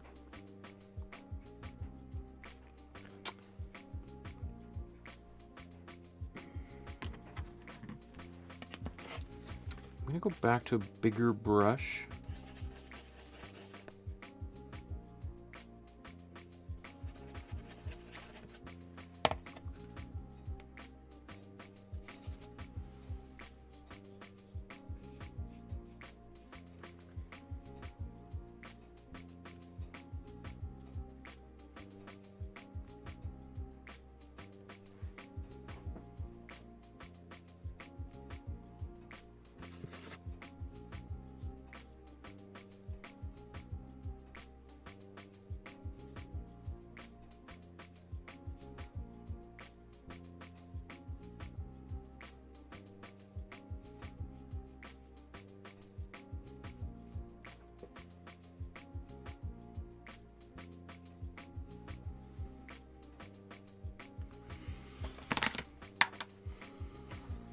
Okay, I think I can walk away. I mean, again, this, I'm sure I probably spent 3 times longer on this than Edwin Holgate did himself. Whether he was sitting on the opposite side of the Dnipro painting this, or sitting in a boat doing a little cruise down the river, I'm sure he probably spent 30 minutes on it, and I've spent about 2.5 hours on it. So that's the difference between genius and not so genius.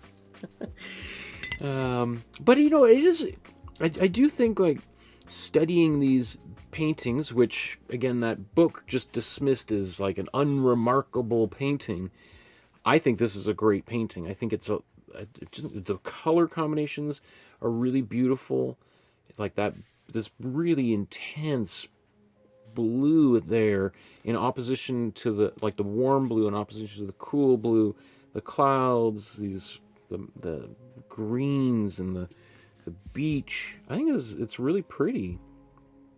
Is it his best painting? No.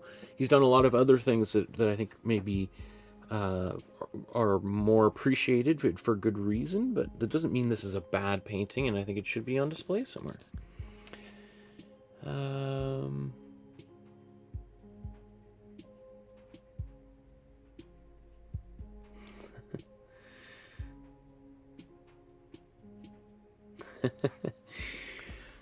Paul says Pascaline says, or no, Heidi says, where is it? Somebody who said, oh yeah, Paul says he couldn't sleep tonight. No, I could definitely sleep. I probably need some sleep, but this is just a painting I just thought wanted to do, and I don't know when I was able to fit it in, and time starts going. It's like, let's do it. Let's take care of it before it's gone. So, okay. So that's time to do a quick side-by-side comparison, just see how my version turned out compared to the original masterpiece, as far as I'm concerned, by Edwin Holgate. Please like this episode, subscribe to the channel, hit the notification bell, take a photograph of your artwork that you created today, whether it's this painting based on Edwin Holgate's or something else entirely. Upload it to the Facebook group. In a couple of weeks, I'll do a special feedback episode and give you some pointers on how maybe you can improve your paintings. Usually there's just a lot of celebration because you guys are doing so amazing. If you want to leave a donation as little as 25 cents, you could do that through PayPal or the Super Chat. You could contact me through my email with an e-transfer on the website, or through the Facebook group. Again, all those links are down in the description below. So what do we think when we look at them side by side? Can we live with it? I can. Yeah, absolutely. I think this sky looks a little bit warmer than it does in person. When I look at mine, it is a little bit cooler in person. I think it's just because I bumped up the warm red in the color temperature of the video. But if this was still a little bit kind of warmer feeling, what I would do is just add some cool yellow into this color, give it just a slightly more teal quality. Having said that, I'm pretty happy with the way that turned out. Remember, there's no mediums or anything in this painting. This is just raw paint applied. Didn't even use any water. So we're able to get that pretty unified background is quite satisfying. You know, that we've got this gradation going up there without any medium is satisfying. I was gonna say maybe I added a little bit too much white in the middle there, but I think that's okay. Let's just take a quick zoom in and just see. We didn't do too many zooms in today's episode. Let's go top left corner. Top left corner.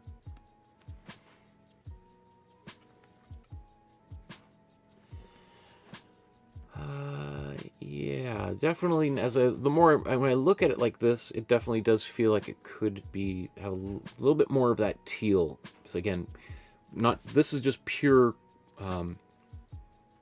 cool blue and some white in my sky. His has just a tad bit of cool yellow in there, give it a slightly different look. I don't mind how mine turned out. When I look at it on its own, I'm happy with it. Getting the brush work the way that he did here is tricky, but I'm not so bummed about how I've done mine. I think it's okay. Let's just scroll across here.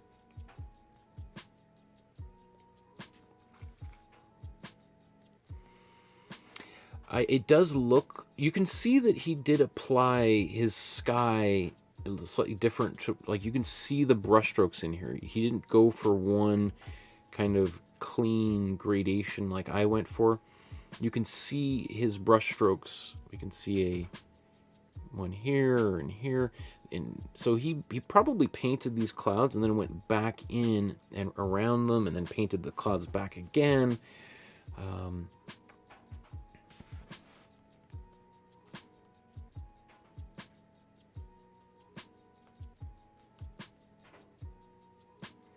I wasn't sure exactly what was going on here, so I just sort of played around a bit there. I think that's okay.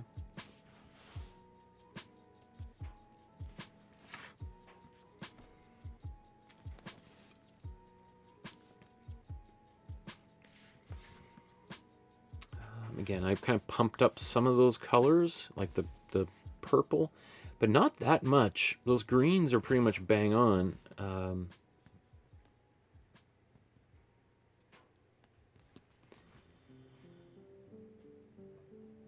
Yeah, you know, I'm not exactly sure what he was painting in here, so who knows how important that accuracy would be.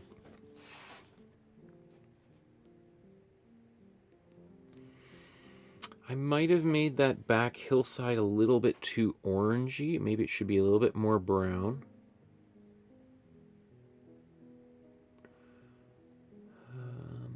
But again, I don't mind it. I like those intense color combinations, as you know. That hill, again, a little intense with those colors. But that's my own kind of just approach to painting in general, right? Just want to go back to this water up close. It's definitely different than what he did there. The water is the thin little line at the bottom of the painting. Let's take one last look.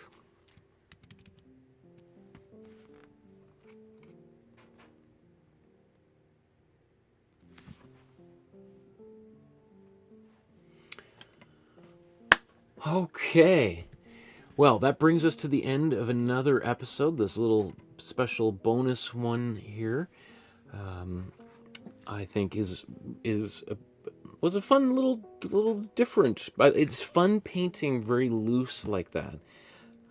Sometimes we haven't done a loose one quite like that in about a month, so it's nice to just kind of a good little palette cleanser.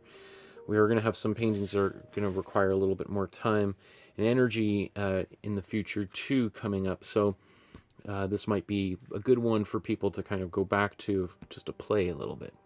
Anyway, thanks everybody. Enjoy the rest of your evening or morning. Go to bed, most of you. Some of you get out of bed. because you're on the other side of the planet, and worms are there to be had. Have a great night, everybody. We'll see you again on in a future episode. Take care. Happy painting.